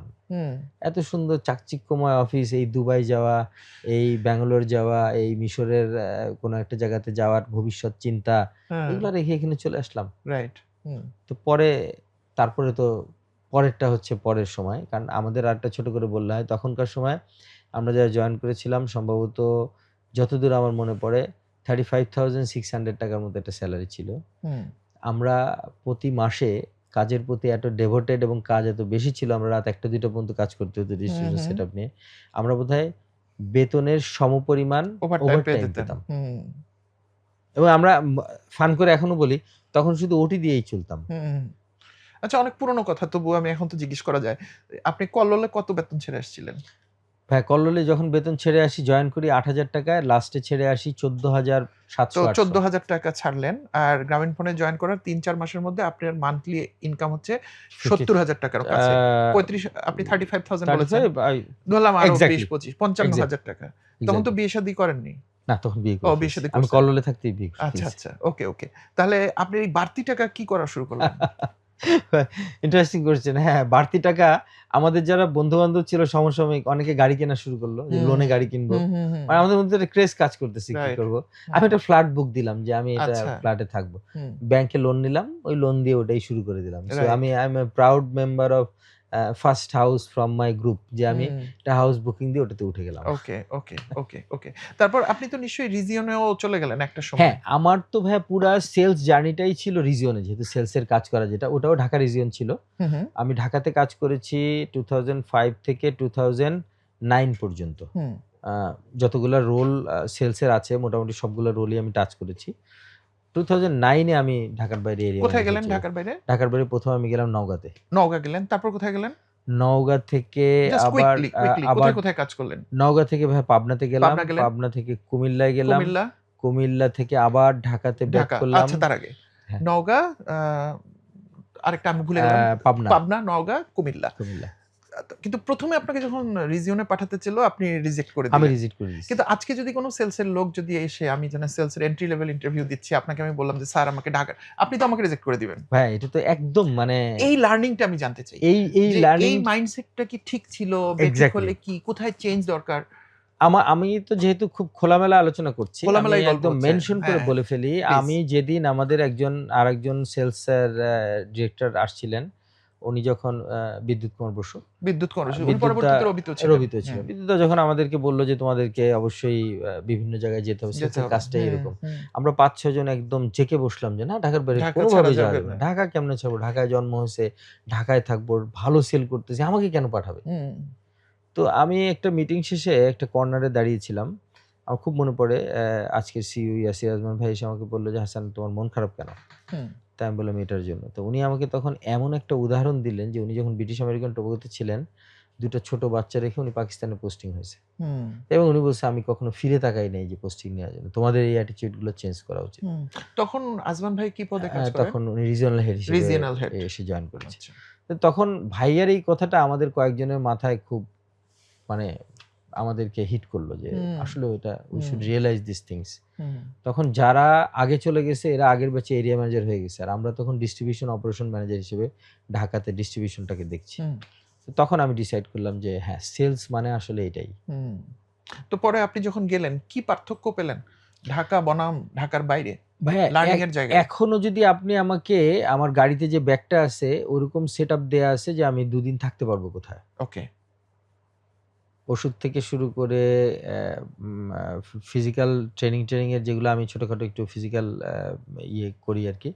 সেগুলো থেকে শুরু করে যাবতীয় সমস্ত কিছু রেডিনেস আমার সাথে আছে। হুম, হুম, এখনো যদি আপনি আমাকে বলেন চলেন আজকে একটা ট্যুরে যাই, I will feel very happy। হুম। কারণ ওই কারণ যে, কি? যে লার্নিং টা হুম, যখন এই যে মোবিলিটিটা আমাদের মধ্যে চলে আসলো হুম। এবং যখন রিজিওনাল অ্যাটাচমেন্ট টা আসলো তখন কিন্তু চাকরিটাকে আর চাকরি মনে হয় নাই কখনো। ওকে, এটা কিন্তু বিরাট একটা মানে কি বলবো নেটওয়ার্কিং। ওকে। আপনি এখনই আমাকে টেস্ট করার জন্য যদি বলেন যে, "হাসান ভাই নওগাঁ শহরের আজকে কি অবস্থা?" হুম, হুম, আমি ২ জনকে ফোন দিয়ে এখনই আপনাকে জেনে দিতে পারবো। আমি বাংলাদেশের যেকোনো জায়গায় ফোন দিলে আমি জেনে দিতে পারবো। Hmm, that's the biggest strength of a salesman যে পুরা পেরিফেরিটা তার একদম হুম। নজরের মধ্যে থাকা। ওকে। আমি যদি চাকরির বাইরে পার্সোনাল লাইফ বলি, আপনি যেকোনো সময় যেকোনো বিপদ, অন্য কিছু বা কোনো সাপোর্ট সমস্ত কিছু আপনি you can arrange from this hmm, sales এই যে কমিউনিকেশন গুলা বা বিভিন্ন জায়গায় ঘোরার যে ইয়েগুলা হুম। এগুলো থেকে আরকি। So okay. এটা আমি একটা কাজে আমার দেয়। নিজের ছোট্ট অভিজ্ঞতা এড করি। যদিও আজকে আমার এটা কাজ না। তবু আসলে আপনার সাথে আমি একমত কিনা এটা বোঝার জন্য এটা বলব। আপনি যখন জুনে গ্রামীণফোনে জয়েন করলেন, অফ কোর্স তার আগে আপনার ৩ বছরের এক্সপেরিয়েন্স হয়ে এক্সপেরিয়েন্স গেছে। জি। আর আমি ঠিক জানুয়ারিতে রবিতে জয়েন করলাম। ওকে। তো জয়েন করার পর যথারীতি আমাকেও সিলেট পাঠালো। আমি আবার ইঞ্জিনিয়ারিং এ আমার আচ্ছা, আচ্ছা। এবং আমার এরপর ২ বছর সারা বাংলাদেশ। সামাদ পরে আমার একটা লাভ হইছে, যেটা হচ্ছে যে আমি কিন্তু খুব কড়া শাসনে বড়। আমি রংপুর আর ঢাকার বাইরে আসলে কোথাও সেরকম জানতাম না। এই ইউনিভার্সিটি পড়া পর্যন্ত এবং রাইট। বুয়েটে পড়া পর্যন্ত। কিন্তু পরে যখন ২ বছরে বাংলাদেশটা দেখলাম, তো এখন শুধু না, এটা ওই ওই সময় থেকেই তৈরি হয়েছে আমার ভিতর। মানে আমার একটা না দেশটা সম্পর্কে একটা আত্মবিশ্বাস কাজ করে। এক্সাক্টলি। যে আমি জানি এখানকার এই জিনিসটা কাজ করবে, এটা এরকম, এটা কারণ বাংলাদেশটা মোটামুটি হোমোজিনিয়াস। আপনি কি সেলস প্রফেশনে এরকম ফিল করেন যে যদি কেউ বাইরে কাজ করে আসে, তাহলে সে যদি মার্কেটিং এ কাজ করে, ব্র্যান্ডে কাজ করে বা যে কোথাও কাজ করুক, তার ভিতর একটা আত্মবিশ্বাস কাজ করবে যে আমি তো মানুষকে চিনি। ২ টা জিনিস ভাইয়া। ১ম হচ্ছে আত্মবিশ্বাস তো অবশ্যই কাজ করবে। আর 2nd হচ্ছে মার্কেটের সাথে যে আপনার রিলেশনশিপটা, মার্কেটকে রিলেট করা, হুম, এটা আপনি আনটিল অ্যান্ড আনলেস আপনি ভিজিট দ্যাট প্লেস, প্রান্তিকে না ইউ উইল যাচ্ছেন। Never be able. হুম, আপনি জাস্ট অন্যভাবে আমি একটু বলি কিনা, ধরেন আমি ২০১৮ তে হজ করি। আমি যখন হজ করে আসলাম, তখন কিন্তু এখন যখন সিজদায় যাই, আমি কিন্তু বুঝতে পারি যে আমি কোথায় সিজদা দিচ্ছি। হুম। বা কার সামনে, কিসের সামনে, কিসের কার সামনে সামনে? যাচ্ছি? হ্যাঁ, অবশ্যই হ্যাঁ। আল্লাহকে সিজদা হ্যাঁ, করছি। হ্যাঁ, হ্যাঁ। কিন্তু ওই যে ঘরটা যেটা আমাদের কাবা ঘর, হুম। এটাকে আমি রিয়ালাইজ এটা করতে পারি। ইমাজিনেশন এ চলে আসে। এটা ইমাজিনেশন আমারও এ হয়। থাকে। হ্যাঁ। আমি যখন আজকেই একটা প্রোডাক্ট নিয়ে চিন্তা করছিলাম, আমাকে একজন জিজ্ঞেস করছিল, "এই প্রোডাক্টটা এখানে চলবে কিনা?" আমি খুব একদম রিলেট করে বলে দিতে পারি যে, "হ্যাঁ, এটা নওগাঁতে এই প্রোডাক্টটা যাবে।" হুম, বা এই প্যাকটা ওখানে ভালো যাবে। হুম, এই যে রিলেট করা, জানা এবং ডিস্ট্রিবিউশন চ্যানেলটা বোঝা, হুম, এইটা ডাউন টু আর্থ, এটা না হলে কখনো হুম। কাজ হবে না। কতকটা হচ্ছে কখনো পানিতে কাজ নেমে হবে না। সাঁতার কাটা বনাম বই পড়ে সাঁতার একদম, কাটা শেখার মতো। একদম ওকে, ওরকম ওকে। শেখার মতো। আমি জানি গ্রামীণ ফোনে আপনার একটা বিরাট জার্নি আছে। ১৭ কিন্তু বছরের যেহেতু একটা ১৭ জার্নি। বছর, সো আমরা যে হারে যাচ্ছি তাতে ১৭ বছর হলেই আলোচনা আলোচনা হয়তো আমরা শেষ হয় আরেকদিন আবার করব। কিন্তু না। আমি গ্রামীণ ফোন থেকে, because Grameen phone is a wonderful জি, অর্গানাইজেশন। জি, আমি তো রবিতে কাজ করেছি, তো আমার কিন্তু গ্রামীণ ফোন সম্পর্কে একটা ভিন্ন ধারণা ছিল। মানে রাইভেলরি থিংকিং ছিল। জি, এটা মেবি আমাদের ম্যানেজমেন্ট আমাদেরকে তৈরি করেছে। কিন্তু পরবর্তীতে যখন আমি চাকরি-বাকরি ছেড়ে দিই, আমি তো ফ্রিল্যান্স। জি, তো আমি কিন্তু গ্রামীণ ফোনেও ট্রেনিং করাই। সো জি। আমি কিন্তু খুবই ফ্যাসিনেটেড উইথ গ্রামীণ ফোন। এটা আমার রবির যারা ওল্ড কলিগস তারা শুনলে হয়তো মন খারাপ করতে পারে। আপনি এখন রবিতে। কিন্তু গ্রামীণ ফোনের কিছু বিউটিজ আছে এবং তারা যে নাম্বার 1 এটা কিন্তু এমনি, এমনি না। আমি জানি না আপনি রবিতে থেকে তাদের ওই বিষয়টা বলতে আপনার কতটুকু সংকোচ হবে। তো সত্য তো সত্যই। না, আপনি সত্য, যদি সত্য। গ্রামীণ ফোনে আপনি কি শিখেছেন এরকম কয়েকটা জিনিস যদি আপনি বলেন? ভাই ১ম জিনিস হচ্ছে যেহেতু আমরা সেলস এ কাজ করি, প্রত্যেকটা সেলসম্যান তার প্রোডাক্টকে নিয়ে ভালো ফিল করাটা সবার আগে দেখে।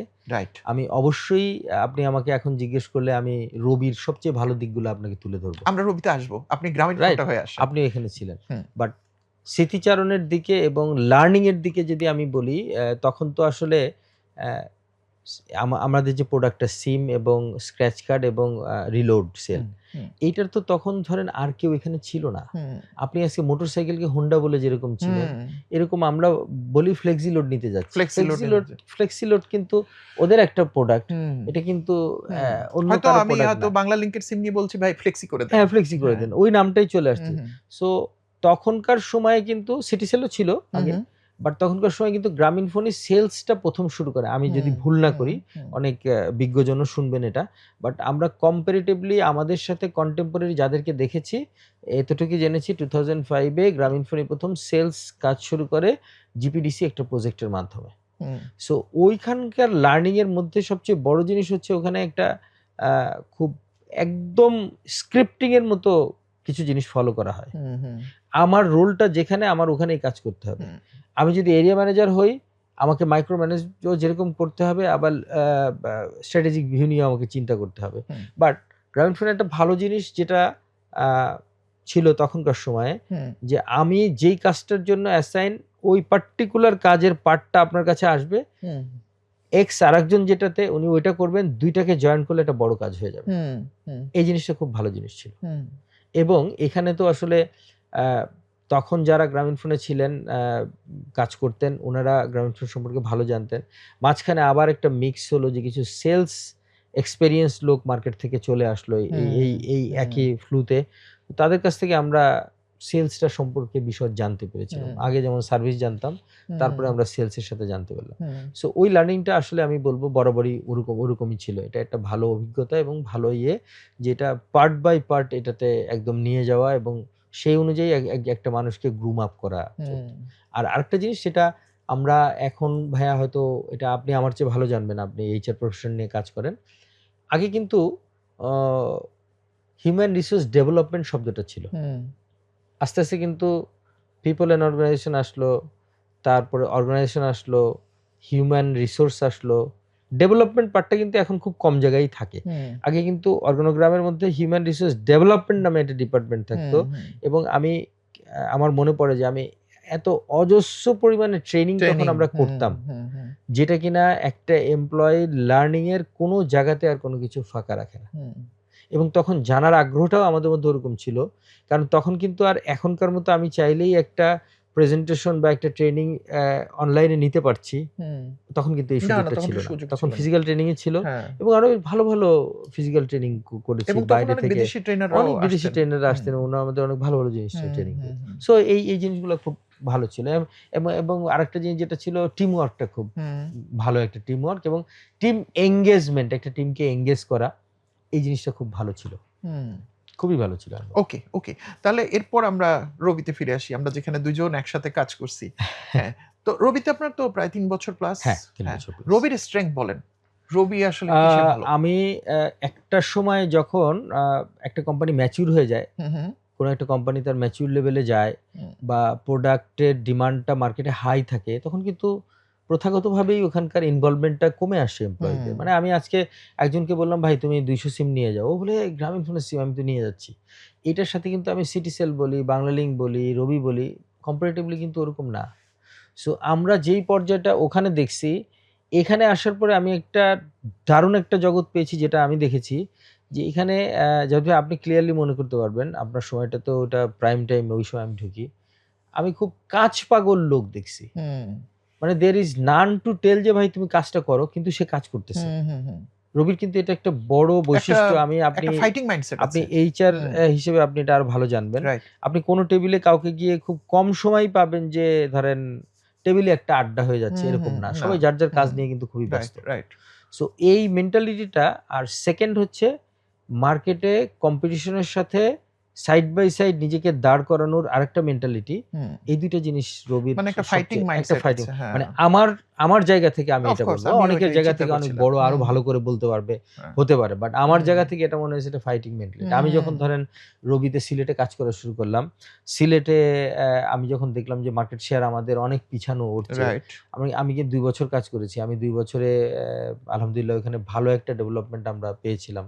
কারণ আমি যেহেতু কম্পিটিশনে ছিলাম, কিছু জিনিস জানি, কিছু জিনিস করতে হবে। আবার এইখানের সিস্টেমটা একটু অন্যরকম। এইখানে কাজ পাগল লোকের সংখ্যা বেশি। এখানে ধরেন ছোট একটা জিনিস নিয়ে আমি অনেক দূর পরিমাণে যাচ্ছি, ওখানে হয়তো ছোট জিনিস নিয়ে যাওয়ার প্রয়োজন ছিল না, ম্যাচিউর পর্যায়ে চলে গেছে, এটা হয় না। সো এই দিক থেকে বিবেচনা করলে আমি বলবো যে it's a very systematic organisation, where you need to do your own task, and accumulation of all task become a bigger task, যেটা কিনা একটা প্রজেক্টকে ফুলফিলমেন্টের দিকে নিয়ে যেতে পারে। আমি রবির একটা অভিজ্ঞতা শেয়ার করি আপনার সাথে, যেটা আমি আগে বুঝি নাই, কিন্তু একজন সিইও সুপুন বীর সিং, আপনি মনে হয় তাকে পাননি, নাকি পেয়েছেন? পাননি। আপনি মাহতাব ভাইকে এসে পেয়েছেন? না, আমি মাহতাব ভাইকে আমি পাইনি। আপনি তারপর আচ্ছা। তো সুপুনের সাথে আমি যখন ইনভেস্টমেন্ট প্ল্যানিং এ কাজ করতাম, তার সঙ্গে খুব ক্লোজলি কাজ হতো। তো আমি আমার একটা দুঃখ একদিন তাকে শেয়ার করলাম যে, সুপুন আমাদের কেন কোনো স্ট্র্যাটেজি নাই? তখন আসলে আমি ওই যে ফাইন্যান্স টিমে কাজ করি, তো এগুলো একটু অল্প অল্প বুঝি। তা সিইও কে পেয়ে গেছি, তা খুব ক্যাজুয়ালি আমি জিজ্ঞেস করলাম। তা বললো, কেন আমাদের স্ট্র্যাটেজি আছে তো। তা আমি বললাম, আমরা তো প্রতি বছর চেঞ্জ করে ফেলি। তো ও বললো যে আমাদের স্ট্র্যাটেজি হচ্ছে আমরা নাম্বার 1 এর সাথে ফাইট করব, এটাই হচ্ছে আমাদের স্ট্র্যাটেজি। এখন নাম্বার 1 যদি মুভ করে, আমি তো একদিকে গেলে তো ওর আমি হারিয়ে ফেলবো, আমার ভিজিবিলিটি থেকে সরে যাবে।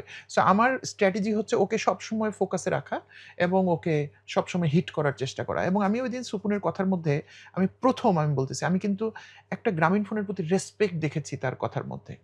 আজকে আমাদের কথাগুলোকে যদি কেউ খুব শ্যালো ভাবে চিন্তা করে যে এই লোক মনে হয় গ্রামীণ ফোনের উপরে, আমি কিন্তু ওটা করছি না।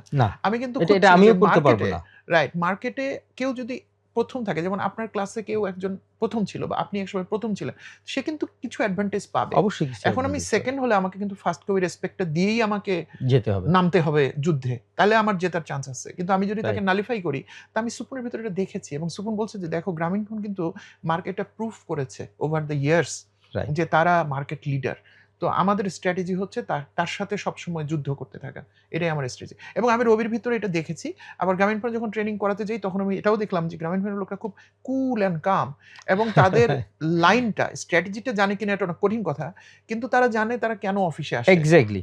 কিন্তু রবিতে কিন্তু কেউ অফিসে ঢুকে প্রথম 10 মিনিট হয়তো তার পরিকল্পনা মাফিক কাজ করে, এরপর কিন্তু মানে ডে টু ডে ফাইটিং এর ভিতরে আমরা চলে একদম, যাই, একদম। এই আমি দুটো বললাম না, মানে প্রতিষ্ঠান এরকম। সরাসরি মনে হয় যে আমি একটা কম্পিটিটিভ এনভায়রনমেন্ট এর মধ্যে দিয়ে যাচ্ছি রাইট। এবং আমি নিজেকে, আমার যিনি সুপারভাইজার তিনিও আমাকে ওইভাবে প্রস্তুত করেছেন। সো আমি ওইটার মধ্যে দিয়েই তাহলে কি যেতে আপনার থাকবো। গ্রামীণফোন থেকে রবিতে আসাটা কি কতকটা এই যে ফাইটের মধ্যে থাকা, এটাই ভাই একটা এরকম একটা জিনিস কি, ব্যাপার? সবচেয়ে বড় একটা জিনিস যেটা কাজ করেছে, কেন আসা, যেকোনো ক্যারিয়ারে শুধুমাত্র একটা অর্গানাইজেশন দিয়ে যাওয়াটা, মানে whether you can get good benefit and all other thing, কিন্তু আজকে যে স্কিলসটা নিয়ে আমি এখানে আছি, হুম, আমার ভবিষ্যতেও একটা নিজেকে নিয়ে আলাদা আরেকটা পরিকল্পনা আছে। এই মিক্স অ্যান্ড ম্যাচটা কিন্তু কখনো আপনার ট্রায়াল দেয়া হবে না। হুম। আর আমরা একটা জিনিস বলি, কমফোর্ট জোনের বাইরে কাজ বাইরে করার যে যাওয়া, একটা, হ্যাঁ। এটা কিন্তু একটা মজাও আছে কমফোর্ট হুম, জোনের বাইরে গেলে। এই যে প্রেমে যেমন বিরহ আছে, হুম, হুম, হুম। মানে ওইটার মধ্যে থেকেও ফুলের যেমন আপনার কাঁটা আছে। ক্রিয়েটিভিটি হয়, হুম, ওইটার মধ্যে আপনার ক্রিয়েটিভিটি হয়, এটার মধ্যেও কিন্তু একটা ক্রিয়েটিভিটি আছে। অবশ্যই। সো আপনি হুম, যখন এরকম একটা কম্পিটিশন নিয়ে কাজ করবেন যে কিনা একটা বড় কম্পিটিটরকে ধরতে যায়, হুম, হুম, এই যে স্ট্র্যাটেজি গুলা বা এই যেই প্ল্যানিং গুলা, এগুলো কিন্তু আপনাকে অনেক লার্নিং এর মধ্যে দিয়ে হুম, নিয়ে যাবে। হুম, সো অবশ্যই। আমি যখন এখন একটা সিভি কাউকে দেই, আমি ৩ টা কোম্পানির নাম বলতে পারি, ৫ টা বড়, বড় ব্র্যান্ডের কথা বলতে পারি। এটা কিন্তু আমাকে অনেক ভ্যালু দেয়। Right, right. কারণ হুম। দিন শেষে একটা মানুষের তো মানে একটা, আবার এই এটার সাথে কবিতার লাইন নিয়ে আসি, মানে আনেন না? আমার জন্ম হয়েছে মৃত্যু মেনে নেবার জন্য। হুম, চিরন্তর সত্য হুম, যেটা। হুম। একটা স্যাচুরেশন পর্যায়ে আমাকে কিন্তু চলে যেতে হবে রাইট, পৃথিবী ছেড়ে। রাইট। সো আপনার কন্ট্রিবিউশনটা যদি এরকমই থাকে, একটা কোম্পানির জন্য আজীবন কাজ করে গেলাম, কোথায় আর কোনো কিছু করলাম না। হুম, হুম। গুড, আপনার জন্য এটা গুড। বাট আমি মনে করি যে you should see all the all other all the things, other difficulties. Part of the world. Difficulties না জানলে কিন্তু হুম, কখনো অন্য কিছু করা করা যাবে না। যায় না। অনেক লার্নিং হবে।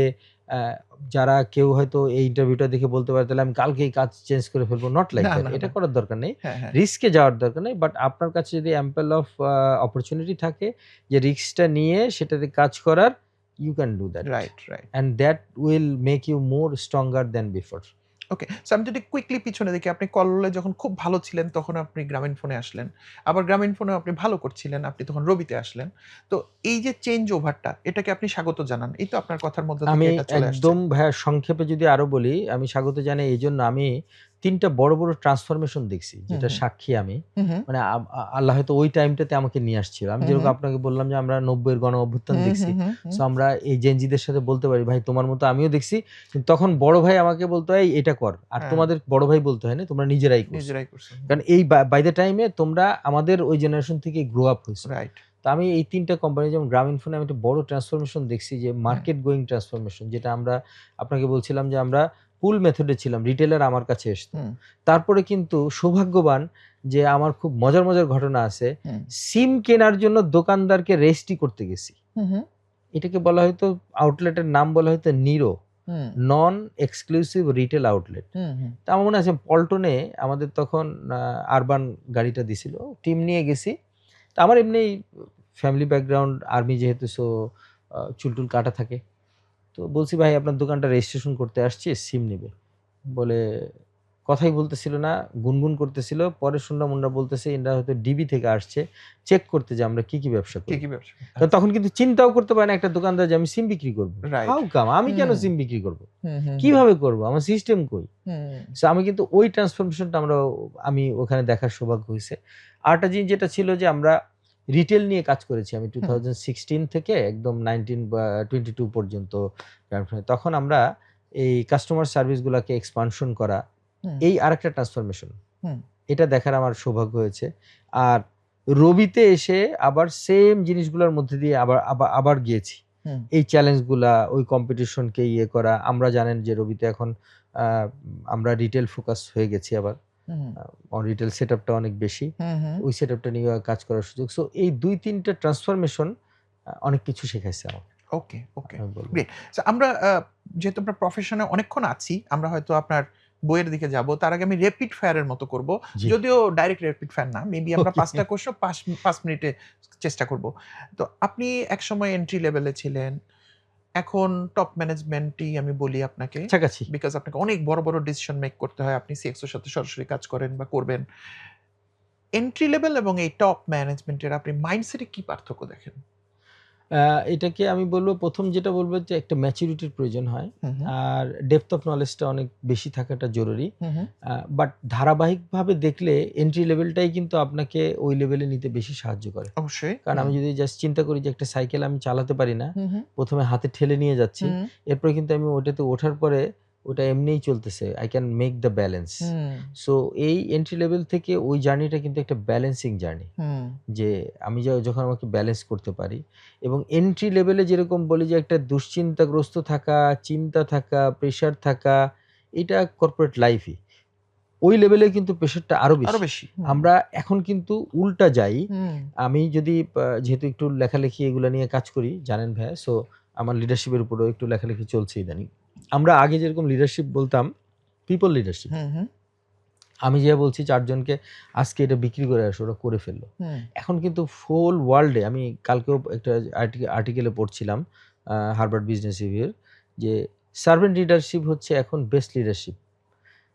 Leader as a servant serving for আমি হিজ টিম। কিভাবে অ্যাসিস্ট করতে পারি টিমকে আপনাকে? এনাবেল করা, টিমকে বলছেন। হ্যাঁ, টিমকে রেডি করে দেয়া, রেডি করা। এটা কিন্তু এখন সবচেয়ে বড়। হুম, এবং এইজন্য এখন আপনি যত উপরের দিকে দেখবেন, আ এখন ভাবার একদমই চিন্তা নাই, আরে যে বিগ আমি বস বস। কোনো তো কাজ করে না। হুম, হুম, এটা একদম জাস্ট উল্টা হয়ে গেছে। হুম, আমরাও একটা সময় ওই লোয়ার লেভেলের বস ছিলাম, এরিয়া ম্যানেজার ছিলাম। আর তখন কিছু করতে হইতো না। কিন্তু দিন, দিন কিন্তু এটাকে অনেক ডেপথ এ চলে যাচ্ছে। Micro right. ম্যানেজটা এখন করতে হচ্ছে হুম, আমাদের। হুম। সো আমি বলব যে এটাই পার্থক্য এটার তো সাথে আজকে যদি এটার। আমাদের কথাগুলো হয়তো শুনছে যারা ৩-৪ বছর ধরে কাজ করতেছে এবং তারা কিন্তু আপনার মতো হতে চান। এমন অনেক মানুষ আছে। আপনি তাদেরকে এই জায়গায় কি পরামর্শ দিবেন যে তারা কিভাবে আস্তে, আস্তে লিডার মাইন্ডসেটস ওইটা তৈরি করবে? কিভাবে করবে? খুব ওকে, আমি সংক্ষেপে। আমি আবারও একটা কথা মনে করিয়ে দেই। আই এম নট মানে ভেরি বিগ পপুলার কোনো অসুবিধা নাই। লিডার এরকম নো না। প্রবলেম, নো আমি প্রবলেম। আজীবনই এটা বলতে পছন্দ করব যে আমি একজন লিডারশিপ প্র্যাকটিশনার। হুম, হুম, এবং I feel proud of that. Being humble I can tell that. But hmm, আমার জানার জায়গাতে কোনো ঘাটতির কিছু আছে বলে আমি এখন মনে করি না। সো আমার ওই প্রজন্মটাকে যেটার বলার থাকবে যেটা, যে আমাদের এখন সবচেয়ে বড় কাজ হলো ট্রাস্ট বিল্ডিং করা। ওকে। পার্সোনালি আমি অ্যাজ এ কর্পোরেট এমপ্লয়ি আমার অফিসেও যদি আমি ট্রাস্ট বিল্ড করতে পারি, এটা হতে পারে আমার বসের কাছে বা নিচের কাছে, এইটা অনেক দিন কাজে দিবে। সো আমাদের যারা আছেন তাদেরকে আমার বলা থাকবে যে ট্রাস্ট বিল্ড করা একটা বড় জিনিস। সেকেন্ড হচ্ছে রেসপন্সিবিলিটি নিতে শেখা, হুম, হুম, নিতে চাওয়া, এটা একটা জিনিস। হুম, হুম, আমার এক বস একসময় বলতো, মাঝে, মাঝে হঠাৎ করে বসকে বলতাম, "বস অনেক ঝামেলার মধ্যে আছি।" উনি চিৎকার করে বলতো, "আরে হাসান, আমাদের চাকরিটা আছে।" আমি, "মানে কি ভাই আপনি এরকম বলবেন?" বলে, "ঝামেলা না হলে তো কোম্পানি তোকে আমাকে নিবে না। রাখবে না। হ্যাঁ। ঝামেলা তো লাগবে আমাদের।" হুম, সো আমি বলব যে being talented is not everything. He or she must take responsibility যেরকম, এবং তাকে রিলায়েবিলিটি গ্রো করাটা বড় জিনিস, অ্যাকাউন্টেবল থাকা এটাও একটা বড় জিনিস। এই ৩ টা জিনিস নিয়ে যদি কেউ কাজ করে এবং যদি ডেভোটেড থাকে, হুম। দেন এটা খুব ভালো জিনিস। আর একটা বাক্য ওই যে উন্মাদে আগে লেখা হইতো, এটা আমি খুব ফলো করি এবং অন্যদেরকেও বলি, ভাই love it or leave it. Love it or leave it. Right. এটা পছন্দ না হয় অন্য একটা করো। হ্যাঁ, হ্যাঁ। বাট ওই যে আছে না অনেকে পড়ে আছে। হুম। কিন্তু মন আমি সায় দিচ্ছে না হয়তো কিন্তু কোনো পড়ে ভালো আছে। একটা ডেলিভারি দিতে পারছি না। বাট হুম, আমার এনগেজমেন্টটাই বলে দিবে যে I am that much engaged. Hmm, এবং ওই এনগেজটাই কিন্তু আমাকে আজকে না হলেও কালকে আরেকটা কাজে ভালো একটা কিছু এনে দিতে হুম। পারবে। That's the main thing. Okay. আমি যদিও রেপিড ফায়ার বলছি তারপর অনেক সময় বা তারপর আমরা আরো একটু সংক্ষেপ করব। আ একটা টিপস দেন আপনি। টিমকে কিভাবে মোটিভেটেড রাখা যায়? ওকে, সবচেয়ে বড় জিনিস যেটা আমার কাছে মনে হয়েছে, আগে আমাকে টিমের সম্পর্কে জানতে হবে। ওকে।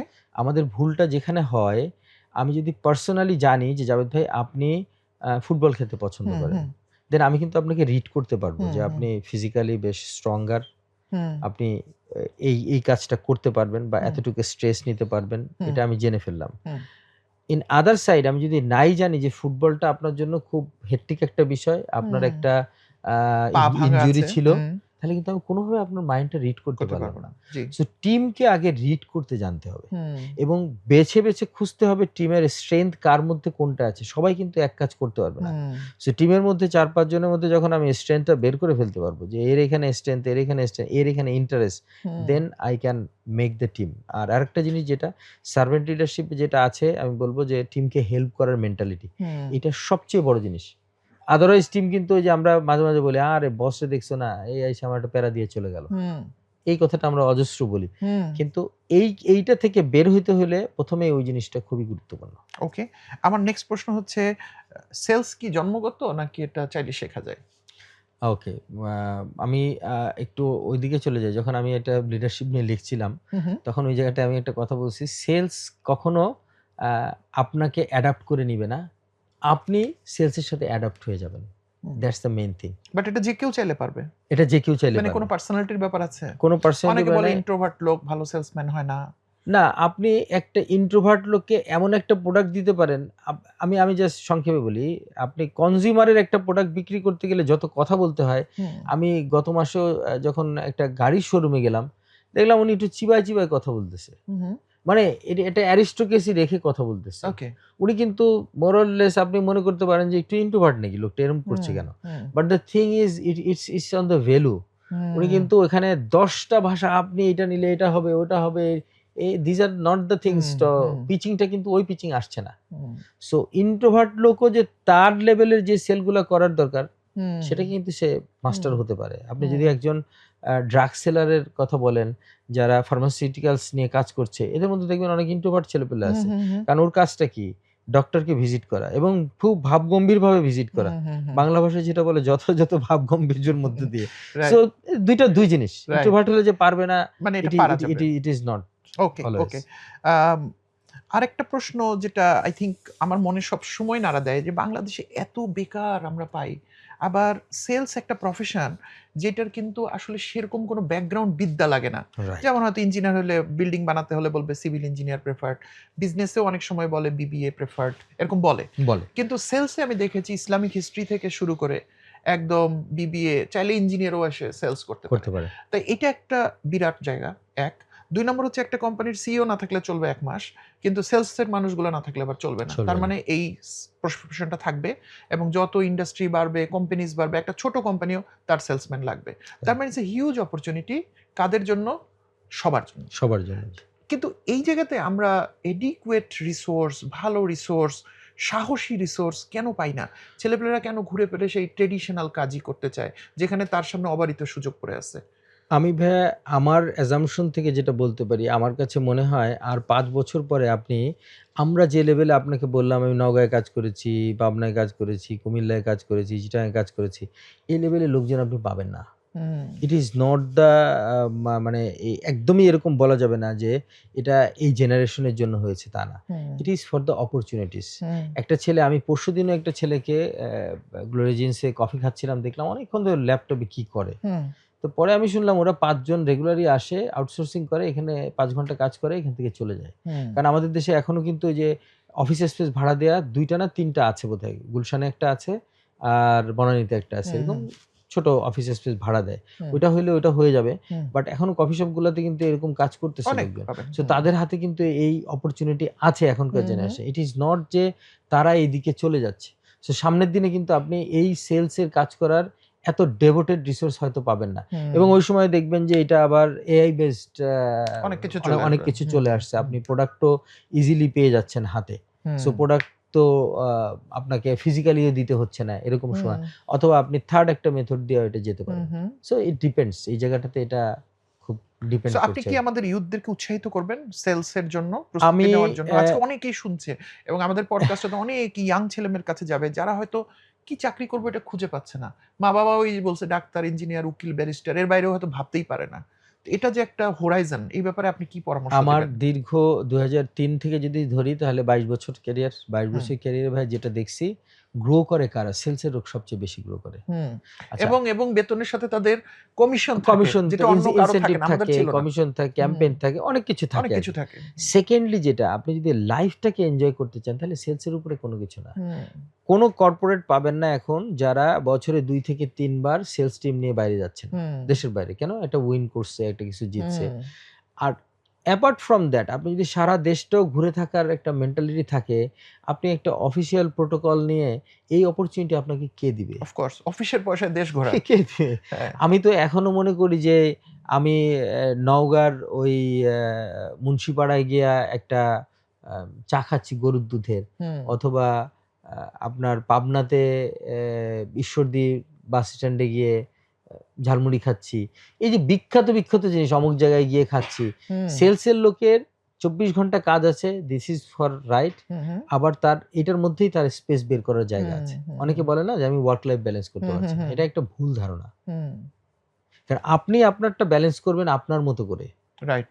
আমাকে কেউ সময় দিবে না এখন ফুটবল খেলার, হুম, হুম, বাট আমি ভোর 6টায় উঠলে কিন্তু আমি 1 ঘন্টা আমার মতো লাগাতেই পারি। হুম, হুম, আমি আমার মতো ওটাকে ইউটিলাইজ করতে পারি। হুম, সো যখন এই ব্যালেন্সটা কেউ নিয়ে নিবে, তখন এই জিনিসটা খুব ভালো। আমাকে কালকেই একজন জিজ্ঞেস করতেছে, "ভাইয়া সেলস এ তো অনেক প্রেশার, এটা ইয়ে করে কেউ।" আমি বলছি, "হু সেইড ইউ যে তুমি সকাল 6টায় অফিসে যাও?" বলে, "না 6টায় তো ভাই আমাকে যেতে বলে না।" বলে, "কয়টায়?" "9টায়।" "তো কয়টায় রওনা দাও?" "8টায়।" তা আমি বলি, "তুমি 6:30 থেকে 7:30টায় ১ ঘন্টা নিজেকে সময় দাও না। হুম, তুমি এক্সারসাইজ করো, সাইক্লিং করো, বাইরে যাও, আসো। বাট তুমি তো দিচ্ছ না। হুম। সো তারপরে তুমি দিন শেষে বলতেছো আমার ব্যালেন্স হচ্ছে না। এটা কারণ তো তারা শুরুটাই সেই ইমব্যালেন্স দিয়ে শুরুটাই শুরু সে করেছে। ইমব্যালেন্স দিয়ে শুরু করে। হুম। ওকে, চলেন আমরা আপনার লেখালেখির দিকে মনোযোগ দিই। আমরা অনেক সময় হয়তোবা নিয়ে ফেলছি। তো আপনার এখানে ১, ২, ৩, ৪ টা বই, আরেকটা বই আমাদের এখানে নাই। আরেকটা বই নাই। এবং সেই বইয়ের নাম খুব কঠিন। আচ্ছা, আমি আবার প্রলেতারিয়েত বলি ভাইয়া, ওটা প্রেম। প্রলেতারিয়েত স্বপ্ন। প্রলেতারিয়েত প্রেম। প্রলেতারিয়েত স্বপ্ন। হ্যাঁ, প্রলেতারিয়েত শব্দটা হচ্ছে স্বপ্ন। আচ্ছা, হ্যাঁ। শ্রমজীবী নিষ্পেষিত লোক। হ্যাঁ, হ্যাঁ। ২ টা কনসেপ্ট ছিল, প্রলেতারিয়েত এবং বুর্জোয়া। বুর্জোয়া। বুর্জোয়ারা এগুলো তো আমাদের প্রলেতারিয়েতদের উপর বামপন্থীদের বামপন্থী রাজনীতির এই মধ্যে ধরনের এই ভাষায় শব্দগুলা এগুলো বেশি চলে আসছিল। ব্যবহৃত হয়। বুর্জোয়া। এইটা আসলে করা ছিল, আচ্ছা, বুর্জোয়ার মানেটাও বলে দেন। আমার মনে হয় বুর্জোয়া আমরা এটা হচ্ছে ওই শ্রেণী যারা শোষণ করতে পছন্দ করে ওকে। অন্যকে। ধরেন সে মানে শ্রমের অধিকার থেকে বঞ্চিত বঞ্চিত করছে, করছে। অনেক কিছু হ্যাঁ। দিচ্ছে না, মেবি কোন একজন মালিক যিনি শ্রমিকের দিকটা দেখছেন না, দেখছে না। অন্যায় করছেন, জুলুম করছেন। এক্সাক্টলি। হ্যাঁ, এরা আমি হচ্ছে যেটা বুর্জোয়া। হুম। এখানে ক্লিয়ারলি আমার অডিয়েন্স যারা দেখছে বা অন্যদেরকে বলতে চাই বা ইয়াং জেনারেশন যারা দেখছে, হুম, যারা লেখালেখিও করি, তাদেরকে একটা দিক ১ম ক্লিয়ার হতে হবে। এই কথাটা আমাকে ১ম দিন বলেছিল নির্মলেন্দু গুণ। হুম, উনার সাথে আমার বেশ ভালো একটা সময় কথাবার্তা হতো। আমার হুম, আরেক বড় ভাই আছেন আ শিবলি ভাই, উনিও অনেক সময় বলে থাকেন।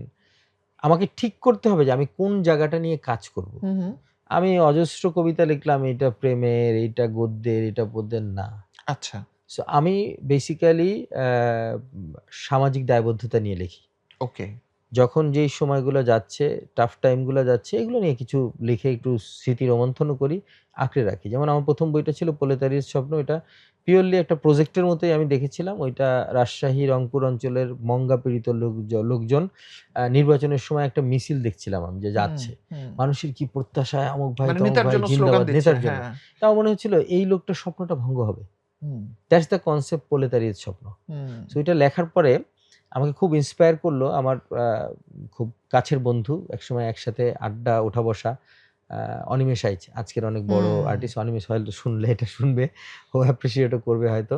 তা ও আমাকে বলল যে, "তুই এত লেখালেখি করিস, এগুলা ইয়ে কর না, একটা বই বের কর না।" আচ্ছা। তো 2010 এ তখন কথা প্রকাশ থেকে আমার বাংলা একাডেমি বইমেলাতে ওইটা আসে ১ম। হুম, আর আমার লেখার সবটাই এই যে আমি বলি যে আমি ট্রাভেল করার সময় একটু লিখে হুম, রাখি। হুম, হুম, নিজের সাথে নিজে গ্রুপ করে নেই। হুম, হুম। এটা টেলিগ্রামেও হতে পারে, এটা হোয়াটসঅ্যাপেও হতে পারে। ওইখানে লিখে রাখি। ৫ বছর ৬ বছর লেখার পরে একটা বই আসে। আমার ১০ বছরের গ্যাপেও বই আছে, ৫ বছরের আছে। ওকে, ওকে। সো ৪ টা বই এরকম গ্যাপে আসছে। হুম, হুম, এরপরে আমি যে বইটা দেখলেন তারপর হবে ওই ইতিহাস। এটাতে ছিল আপনার ওই সামাজিক দায়বদ্ধতা। হুম, এটার মধ্যে আপনার আয়নাল কুর্দির কথা লেখা হুম, আছে। হুম। ওই সময়কার ইউরোপিয়ান ওই যে, পলিটিক্স। বাচ্চাটার বাচ্চাটার লাশটা লাশ ভেসে ভেসে এলো। আসছিল হ্যাঁ, আরকি। খুব ও এটা সবার মনে শরণার্থী হিসেবে আলোড়ন তৈরি যাচ্ছিল। করেছিল। হ্যাঁ। তারপরে আমাদের ধরেন তখন ইয়েকে মেরে ফেলা হলো বুয়েটে। আবরার ফাহাদ। আবরার ফাহাদ। হুম, আবরার ফাহাদের কিছু কথা এখানে উঠে আসছে। হুম, তারপরে আরো কিছু পলিটিক্যাল কিছু সিচুয়েশন গুলো উঠে আসছে। হুম, হুম, এই সামাজিক দায়বদ্ধতাগুলো এটার মধ্যে চলে আসছে হুম। এটাতে। এরপরে আমি চেষ্টা করি একটু দেশ নিয়ে ভাবার। এটা? সো 'আমি তোমায় ভালোবাসি' এই হুম, বইটার একটা মজার গল্প আছে। হুম, যখন বের হইছিল অনেকে কিনে নিয়ে তার হুম। যাকে ভালোবাসার লোক দিয়ে দিত। প্রেমিকাকে যে দিয়ে বলতে পারছি না বইটা দিয়ে বুঝালাম। আচ্ছা, আসলে কিন্তু একদমই বইটা এটা না। এটা হচ্ছে জাতীয় সংগীতের ২য় লাইন। আচ্ছা। মানে আমার সোনার বাংলা, আমি আমি তোমায় তোমায় ভালোবাসি, এবং ভালোবাসি। পতাকার ছবিটা হ্যাঁ, ওজন্যই হ্যাঁ, আছে। হ্যাঁ, সেটাই। এটাও মুক্তিযুদ্ধ ভিত্তিক বই। এটা হ্যাঁ। ওই কিন্তু টাইপের আপনি বই না। আজকের আলোচনার শুরুতেও একবার এই কথাটা বলছেন যে, ভালোবাসা মানে এইটা সেটা আমি বলতে চাই না। আমি আ আপনি আরেকবার বলেন ওই কথাটা? আচ্ছা, আমার কথা হচ্ছে ভালোবাসা মানে এইটা না যে আমি তোমাকে ভালোবাসি, তোমার চুলের বাতাস এসে হ্যাঁ, আমার হ্যাঁ, মুখে পড়ে, হ্যাঁ। লেখালেখি যেগুলো হয়, যেটা হয়, হ্যাঁ, এরকম না। এটাকে মেটাফরিক অনেক জিনিস দিয়ে এটাকে বোঝানো যেতে পারে। হ্যাঁ। হ্যাঁ? বাট আমি আপনার ভালোবাসাটার প্রকাশটা কি? আমার আপনি বলছেন ভালোবাসাটার দায়বদ্ধতার প্রকাশটা কথাটা হচ্ছে বলে। সামাজিক দায়বদ্ধতার মধ্যে আসে। আমি হ্যাঁ, আপনার একটা কবিতার প্লট যদি আপনাকে এরকম বলি যে, একটা ডাস্টবিনে সকালে ফুল ফেলে রেখে গেছে কেউ, হয়তো হুম, হুম। কোনো প্রিয়তমা এটা কবিতারই ভিতরে আছে। কবিতার ভিতরে আছে, ফুল দিয়ে গেছে। এই বইতে আছে? হ্যাঁ, আচ্ছা, সরি, আপনি এই আপনি এই এই বইটাতে বইটা আছে। আপনি বলেন। কবিতাটার নামটা বলেন, আমি বের আমি করে ফেলবো। আমি আমি আমার এখানে একটা ছবি আছে, আমি ওটা দেখি বলে ফেলি কুইকলি হ্যাঁ, ভাইয়া, তাহলে বের করতে আমার জন্য সুবিধা একটা হবে। কবিতা আমরা সরাসরি কবির মুখে আমরা একটা কবিতা শুনি। কি ওকে, আমি স্বপ্নগুলো অবিবেকী। স্বপ্নগুলো অবিবেকী। অবিবেকী। আচ্ছা, আপনি ক্যামেরার দিকে হ্যাঁ। তাকিয়ে।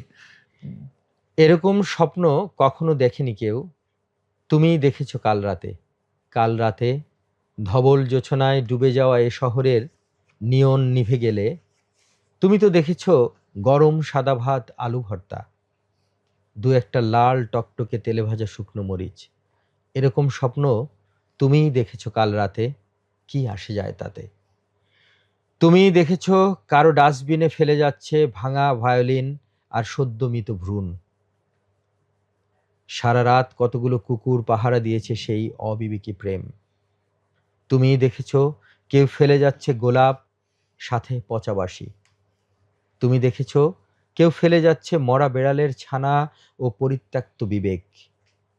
আবর্জনার পাশে কবিতার কালো অক্ষর ফেলে রেখে গেছে কোনো এক মূর্খ পিশাচ।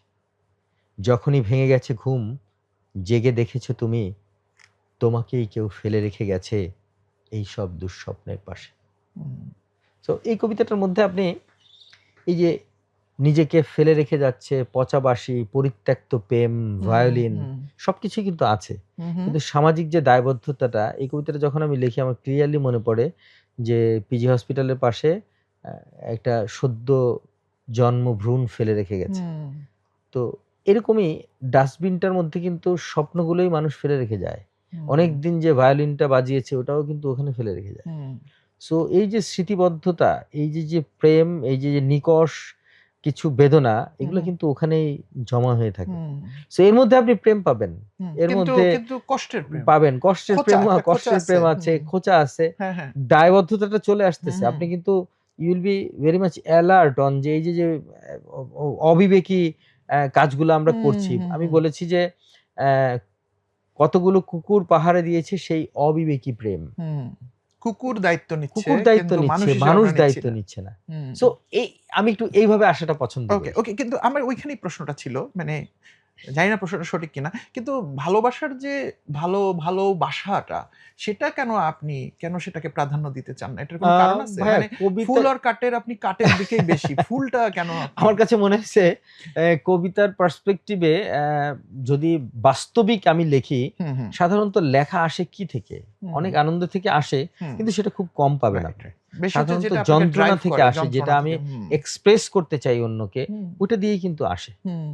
আপনি ওটার মধ্যেই ওই জিনিসগুলো ওটাতে আমি পাবেন। বেশিক্ষণ ইন্ডালজ হব, হ্যাঁ। আটকে থাকবো। হ্যাঁ, আছে রবীন্দ্রনাথের কবিতা আছে, চুমিয়ে যেও তুমি আমার বনভূমি দক্ষিণা সাগরের সমীরণ, হুম, যে শুভক্ষণে মম আসিবে প্রিয়তম, ডাকিবে নাম ধরে অকারণ। হুম, এটা একটা মানে আছে যে এটার মধ্যে কিন্তু এটার মধ্যেও কিন্তু ওই যে না পাওয়া, অকারণ শব্দটা চলে আসছে। হুম, সো মেটাফরিক্যালি এই জিনিসগুলা আসবে। অথবা নির্মলেন্দু গুণ বললে আপনি বলতে পারেন, হাত বাড়িয়ে ছুঁই না তোকে মন বাড়িয়ে ছুঁই, দুইকে আমি এক করি না এককে করি দুই। হুম, তা আমি আমার একটা কবিতায় এরকম লিখেছি যে, এক জীবনের অসীম ঘৃণা নিয়ে একটি মন ভাঙবে কেবল স্রোতে, হুম, এক স্মৃতিকে আঁকড়ে ধরে বুকে, হুম, হাজার স্মৃতি হয়তো যাবে মুছে। হুম, টিনের চালের বৃষ্টি যখন কষ্ট মনে হয়, অঝোর ধারা ঝরেছে তখন হায়।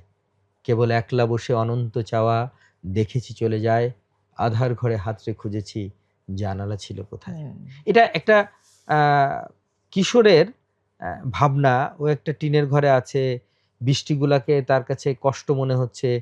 সে এই ঘোর থেকে বের হতে জানলা খুঁজতেছে, দরজা খুঁজে পাচ্ছে না। হুম, সো এই আসলে এইগুলাই আমরা কিন্তু এটাই ব্যক্ত করতে চাই, যেটা হুম, আ সুখটা অনেক বেশি ব্যক্ত করা হয় না, নিজেদের মধ্যে ব্যক্ত করা হুম, হয়। হুম, দুঃখটাকে আমরা এক্সপ্রেস করতে চাই। হুম, বাট ইট ইস নট দুঃখ, it is making some other notice the illegal thing or legal thing or the emotion. Hmm. That's the thing. Okay. আমার একটা প্রশ্ন আছে এই ব্যাপারে। আমি এটা হয়তো আপনাকে পরে জিজ্ঞেস করব। তার আগে এই ছোট্ট ইন্টারেস্টিং বইটা। জি, আমরা কিন্তু এই যে বিভিন্ন বিদেশের এয়ারপোর্টে এরকম ছোট, ছোট বই দেখি। Right, right. Generally pocket book. তো এটার নাম হলো 'চিৎকারে তার উঠবে উঠবে কেঁপে। কেঁপে'। হ্যাঁ, 'চিৎকারে তার উঠবে কেঁপে'। এইটা নিয়ে একটু বলেন আপনি। এটা তো একদম ছোট, ছোট দেখতে পাচ্ছি, ৬ লাইন, ৭ লাইন। একটু বড় আছে। এটার কোনো বিশেষত্ব আছে এই ও বইটার? এটা হচ্ছে ভাই একটা পকেট বই। হুম।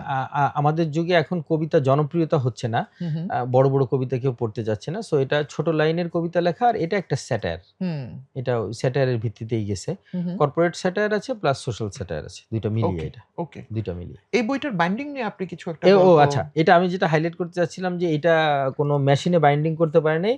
ছোট যেহেতু। বাংলা ভিশনের এক সাংবাদিক গতবার মেলা থেকে এটা নিয়েছিল যে এটা হাতে সেলাই করা বই। হুম, হুম, সো হুম। এই কনসেপ্টটা ওখানে বেশি কাজ করেছে এবং বইটা প্রত্যেকটা বই একজন শ্রমিককে হাতে সেলাই করে দিতে মানে হয়েছে। পুরো বাইন্ডিংটা পুরো হাতে হয়েছে, বাইন্ডিংটা কোনো হাতে মেশিন হচ্ছে, কোনো ব্যবহার করতে মেশিনে পারে হয়নি। নাই। হুম, এটা আপনার ওই ওই সেই ঘড়ির এর সাথে কিছুটা এক্সাক্টলি। মিলছে না? কিছুটা, এটার সাথে হ্যাঁ। মিলছে। ওকে। আর আমরা আপনার যে সর্বশেষ যে বইটা, এটা নিয়ে আই থিংক কথা বলা উচিত আমাদের। এটা হচ্ছে ভাইয়ার সর্বশেষ বই। এই বইমেলায় আসছে। ইতিমধ্যে বইটা পাবলিক জি, হয়ে গেছে। 'Winning the sales game'. Sales game. তা আমি যখন এগুলা দেখছি আসলে প্রেম, ভালোবাসা, খোঁচা, দুঃখ, কষ্ট, যন্ত্রণা, হ্যাঁ? এর মধ্যে আপনি সেলস লিখতে শুরু করলেন। জি। এটা মিলছে না আসলে। এটা স্টোরিটা কি? ভাইয়া এর মধ্যে না আমি আরেকটু আপনাকে রিলেট করে বলি। আমি হুম, যেখানে বলেছি যে একটা প্রোডাক্টের সেল আমরা শুরু করেছিলাম। হুম, হুম। ১ম টেলিকমিউনিকেশনের। ওকে। তখনই মাথায় চিন্তাটা আসছিল যে আমরা তো একটা যুগের সাক্ষী হচ্ছি, একটা হুম, কালের সাক্ষী হচ্ছি। হুম, তো কেন নয় যে আমার যে ২০ বছরের পথ চলাটা হুম, হুম, এটা ফিউচার জেনারেশনকে ইন্সপায়ার করার জন্য লেখা যাবে এবং এই বইটা অলরেডি আমি কয়েকজন ইউনিভার্সিটির টিচারকে আমার স্যারদের দিয়েছি। ওরা বলেছে যে এটা তো পাঠ্য বই হইতে পারে রে ভাই। হুম, হুম। কারণ এটার মধ্যে সেলস এর একদম আগাগোড়া A to Z একদম ইয়াং জেনারেশনের যে ছেলেটা স্পেশালি, আজকে হ্যাঁ, সেলস এ কাজ হুম, শুরু করবে, হুম, সে তার কিভাবে টেরিটরিটা ম্যানেজ করবে, ডিস্ট্রিবিউশন কিভাবে ম্যানেজ করবে, সেলসটাকে কি ম্যানেজ করবে, হুম, একদম জিনিসটা চলে আসছে। It can B a guide book. আমাকে আমার প্রকাশক বলছে যে আমি ১ম বললাম যে, "ভাই ৩০০ কপি করো।" বলল, "না আমার ৬০০ লাগবে।" আমি কয়েকটা জায়গায় অ্যাপ্রোচ করছি। অনেকে এটা নিতে চাচ্ছে। কারণ হুম, এটা পড়লে হুম, হুম, জানতে পারবে এবং হুম, আমার কাছে মনে হয়েছে উনি আমাকে বলেছে, "this is the very first book hmm, আমাদের দেশে।" আমার নিজের বলার চেয়ে এটা এই সময় চলে আসবে। হুম, যে একদম এই প্রফেশনে বেড়ে ওঠা একটা ছেলে এটা লিখেছে। হুম, একটা মানুষ এটা লিখেছে। হুম, হুম। সো এইজন্য এটার গুরুত্বটা খুব বেশি। একদম সবকিছু ডিসক্লোজ করা যাবে না। তাহলে হয়তো অনেকে পড়ার আগ্রহ হারিয়ে ফেলবে। আমি সংক্ষেপে বললাম যে এইটা যারা গ্র্যাজুয়েট করেছে, হ্যাঁ। সেলস এর জবে যেতে চায় তাদের জন্য ইট ইস ভেরি আচ্ছা, ইম্পোর্টেন্ট। আমার একটা প্রশ্ন, আপনি যখন আমি বইটা আপনার ১ম দেখেছি, তখন এই প্রশ্নটা ছিল, এখনো আমি প্রশ্নটা করতে চাই। বইটা আপনি ইংরেজি ভাষায় কেন লিখলেন? আচ্ছা ভাইয়া, যেটা হচ্ছে যে আমরা আসলে ডিস্ট্রিবিউশন অথবা সেলস নিয়ে কথা বললে আমাদের দেশেও কিন্তু এরকম কোনো বাংলা বই পাবেন না। জি। এবং এই জিনিসগুলা এতই থিওরিটিক্যাল জিনিস, হুম, হুম, এটার কিছু ল্যাঙ্গুয়েজ আছে যেটাকে আপনি এক্সপ্রেস করতে পারবেন না। আপনি রুট প্ল্যানকে কি বলবেন? হুম। আপনি আ পথ বা পরিকল্পনা। পথ কিন্তু পরিকল্পনা এটা অত এটা রেজোনেট করবে না রেজোনেট আসলে। করবে না। হ্যাঁ, এটা আসলে ইংরেজি বলাটা তো অবশ্যই ঠিক আছে। বাট এটা যারা এই প্রফেশনে তাদের জন্য রিলেট করাটা খুবই ইজি হুম, রেদার দেন বাংলায় এটা লেখা। হুম, বাংলায় হতে পারে কোন প্রফেশনে যারা আরেকটু নিচে এটাকে আমি বলেছি যে একজন সেলস ম্যানেজমেন্ট ট্রেইনি থেকে শুরু করে 6 লেভেলে যাওয়ার যে জার্নিটা মাঝখানের জার্নিটাতে তার এই জিনিসটা হুম, লাগবে আরকি। হুম, এটা খুব হাই থটের আবার খুব লিডারশিপ বুক তাও না। Hmm, hmm. But it will help the young generation এবং যারা ১ম প্রফেশনে যাচ্ছে তাদেরকে ব্যাপকভাবে এটা হেল্প করবে। আমি যদি আপনার কথা বুঝে থাকি, ১ম বিষয় হচ্ছে এখানে যে ইংরেজিটুকু লেখা আছে, এটা আসলে অত কঠিন ইংরেজি না। কেউ এক্সাক্টলি। যদি আসলে সেলস এর প্রফেশন এ ভালো করতে চায়, একদম তার তার জন্য এতটুকু ইংরেজি পড়তে পারতে হবে খুবই তাকে। জরুরি। তার বা এক অর্থে অবশ্যই আপনি পারতে হবে। একটা এন্ট্রি ব্যারিয়ার ও করছেন যে এই বইটা পড়তে হলে তোমাকে অতটুকু অতটুকুই জানতে আগ্রহ হবে এবং আমি নিয়েই কিন্তু তোমাকে ভাই আসতে লিমিট হবে। করে বলে দিয়েছি গ্র্যাজুয়েশন যারা কমপ্লিট করছেন এবং যারা হুম, সেলস টেরিটরিতে এন্ট্রি লেভেলে ঢুকছেন জি। তাদের জন্য। এবং তারা আমাকে কালকে একজন লিখেছে যে, "ভাইয়া এটা আমি ১৫ দিনে ১৫ টা চ্যাপ্টার পড়ব।" হুম, মানে একদিনে পড়ব না কারণ না, তাহলে আমি শিখতে পারব ধরতে না। পারব না। জি, জি। এটা ওইটা সেকেন্ড একটা পয়েন্ট, আপনি বলছেন যে যেহেতু আমাদের কাজ যখন আমরা যাই সেটা যে দেশেই আমরা কাজটা করি, বাংলাদেশে অবশ্যই আমরা সবসময় বাংলা ভাষা বলি। কিন্তু জার্গন গুলো ইংরেজিতেই হয়। জার্গন সেটাই ল্যাঙ্গুয়েজ কমন। সেটাই তাই না? কমন। আপনি তো রবিতে এক ভাষা, গ্রামীণ ফোনে এক ভাষা আমরা এক্সাক্টলি, ব্যবহার করি না। So exactly. ইন্টারভিউতে আপনাকে যে প্রশ্নগুলো করেছে ওগুলো আসলে আপনাকে কমন ল্যাঙ্গুয়েজ অ্যান্সার করতে হয়েছে। একদম, একদম। সেইটা ইংরেজিতে থাকলে যারা আজকে ভালো হয়। শিখবে হয়তো ইমিডিয়েটলি একটু কষ্ট হবে কিন্তু লং টার্মে তার লং জন্য ভালো টার্মে ভালো হবে। হবে। অ্যান্ড ফাইনালি সে যদি ইংরেজি ভাষায় এই ১৫ টা চ্যাপ্টার পড়তে পারে, সে তার বসের সাথে কথা বলা, মানে এক্সাক্টলি। তার যে একটা পার্সোনাল স্মার্টনেস সেলস পারসন এর সেটাও এটা তৈরি এটার হবে। মধ্যে থাকবে আরকি। ওকে। সো আমরা আশা করব রকমারি থেকে যে এই বইটা আপনারা সংগ্রহ হ্যাঁ, করবেন অলরেডি এবং রকমারিতে চলে আমি আসছে। নিজে ব্যক্তিগতভাবে, যদিও আমি কখনো সেলস এ কাজ করি নাই, কিন্তু আমি খুবই প্যাশনেট ফর সেলস পিপল। মানে আমার নিজের এই রাইট। ২০ বছরের অভিজ্ঞতা আমি দেখছি যে কোথাও যদি এনার্জি দেওয়া উচিত, ১ম বাংলাদেশের মতো দেশে, যেহেতু আমি বলছি হিউজ ইউথ বেস জি, যাদের জি। কাজ নাই বা কাজ করতে পারছে না তারা। এখানে বিরাট একটা সুযোগ আছে। তো রাইট। আমি আশা করব যে আপনারা বইটা সংগ্রহ করবেন, পড়বেন এবং ভাইয়ার মতো বড় সেলসম্যান হয়ে উঠবেন। আমরা শেষের দিকে চলে যাব। ২ একটা গল্পের মধ্য দিয়ে। একসময় আপনি চারুকলায় আড্ডা দিতেন। জি। এখন কোনো আড্ডা হয়? এখন আড্ডা একদমই কম। এখন ফ্যামিলির সাথে আড্ডা বেশি হয়। আর বর্তমানে আমি একটু রানিং কমিউনিটির সাথে আছি। হুম, হুম। আ ভোরের ওঠা লোকগুলার হুম, মধ্যে। হুম, হুম। সো রানিং নিয়ে একটু ব্যস্ত। ওকে। আ এই আড্ডাটা বেশি হয় যে কালকে কয় কিলো দৌড়াবো, সামনে কোথায় ম্যারাথন আসতেছে, হুম, হুম। মাঝখানে ব্যাংকক ম্যারাথন করে আসছি। হুম, হুম। আমার ফুল ফ্যামিলি আমরা করে আসছি। হুম। প্ল্যানিং করছি আয়রনম্যানে যাওয়ার এখনো প্রস্তুতি হয় নাই। বাট পাওয়ারম্যানের জন্য আমরা সিলেক্টেড আছি। ওকে। এবছরের শেষের দিকে হয়তো পাওয়ারম্যানে যাওয়ার ইচ্ছা আছে। গ্রেট। সেটা সো করতে হবে। ফিটনেসের কথাটা যেহেতু এসেই পড়ল, ওটা আমি হয়তো জিজ্ঞেস করতাম যে, একটা কমন প্রচলিত কথা, আপনি এর মধ্যে এটা ভেঙেছেনও সেই মিথটা যে, আসলে চাকরি-বাকরিতে থাকলে তো সময় পাওয়া যায় না এবং আমরা রাইট। সাধারণত কর্পোরেটের সিনিয়র মানুষদেরকে ফিট খুব কম দেখি। বিশাল মোটা তাজা সাইজ এবং নানান অসুখ-বিসুখ। তো আপনি কিভাবে এটা ম্যানেজ করেন এবং আপনি কিভাবে মানুষকে ইন্সপায়ার করবেন? Because end of the day body matters. ভাই একটা লাইন না আমাকে অনেক চিন্তার খোরাক দিয়েছিল। জি। এখানে পড়েছিলাম যে, "আপনি আজীবন যেই টাকাটা বড় কর্পোরেটে কাজ করে উপার্জন জোগাড় করছেন। করছেন, আপনার কর্পোরেট থেকে বিদায় নেওয়ার সাথে, সাথে ওই টাকাটা দিয়ে হসপিটালাইজড হয়ে হসপিটালে দিতে টাকাটা হচ্ছে। দিয়ে দিয়ে দিতে দিচ্ছেন। দিতে হবে হ্যাঁ, আপনার।" হ্যাঁ।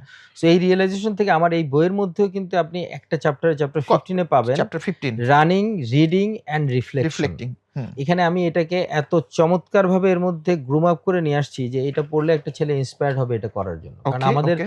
সেলসে কাজ করতে যেই ফিজিক্যাল ফিটনেস লাগে, যে এনার্জি লাগে এটার মধ্যে হুম, আসে। হুম, আর এই লেম এক্সকিউজটা একদমই না। আর আমি ওই লোকগুলাকে পছন্দ করি না যারা ধরেন আমার ওই বইটাতে পাবেন, হুম, আপনি লেখালেখি করেন বললে এর তো আর কিছু হবে না, খালি লেখালেখিই হুম, করে। হুম, হুম, ব্যাপারটা এরকম না। হুম, আমাকে অনেকে বলে যে, "ভাই আপনার তো হাতে অনেক সময়, অনেক কাজ করতে পারেন। আমি তো ভাই পারি না।" আমি বলছি, "হ্যাঁ ভাই আমি পারি।" হুম, ৬ টার সময় আপনি কালকে থেকে ঘুম থেকে উঠেন, "এই মিয়া ৬ টায় কেমনে ঘুম থেকে উঠবা?" আমি জি। বলছি, "ভাই দ্যাটস দ্য ট্রুথ।"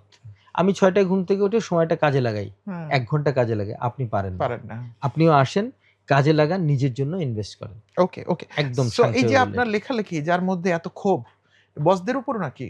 যাদের সাথে কাজ আ করছেন এবং ভাইয়া সামনাসামনি বলতে পারেন নাই। আপনি খুব ভালোভাবে জানেন যে যারা আ কর্পোরেটে কাজ করে তারা এই জিনিসটা আস্তে, আস্তে শিখে যায় এবং হুম, আমার এই বইতেও আছে। হুম, প্রেশারটা কিভাবে নিউট্রালাইজ করা, প্রেশারটা কিভাবে নেয়া হুম, এবং কখনোই কিন্তু কোনো বস আপনার ক্ষতির জন্য বলবেন না। এতে ভেরি ফিউয়ার পারসন 1% থাকতে পারে এরকম হুম, হিপোক্রেটিক লোক। হুম, বাট ওই হুম, লোকের সংখ্যা খুবই কম কর্পোরেটে যারা ইন্সপায়ার করতে বেশি পছন্দ করে হুম, রাদার দেন ব্যাড বাইক করা, আপনাকে খোঁটা দেয়া এটা কখনো আসে না। হুম। সো আমার মধ্যে কখনো এই টাইপের কোনো কিছু আমি পাই নাই।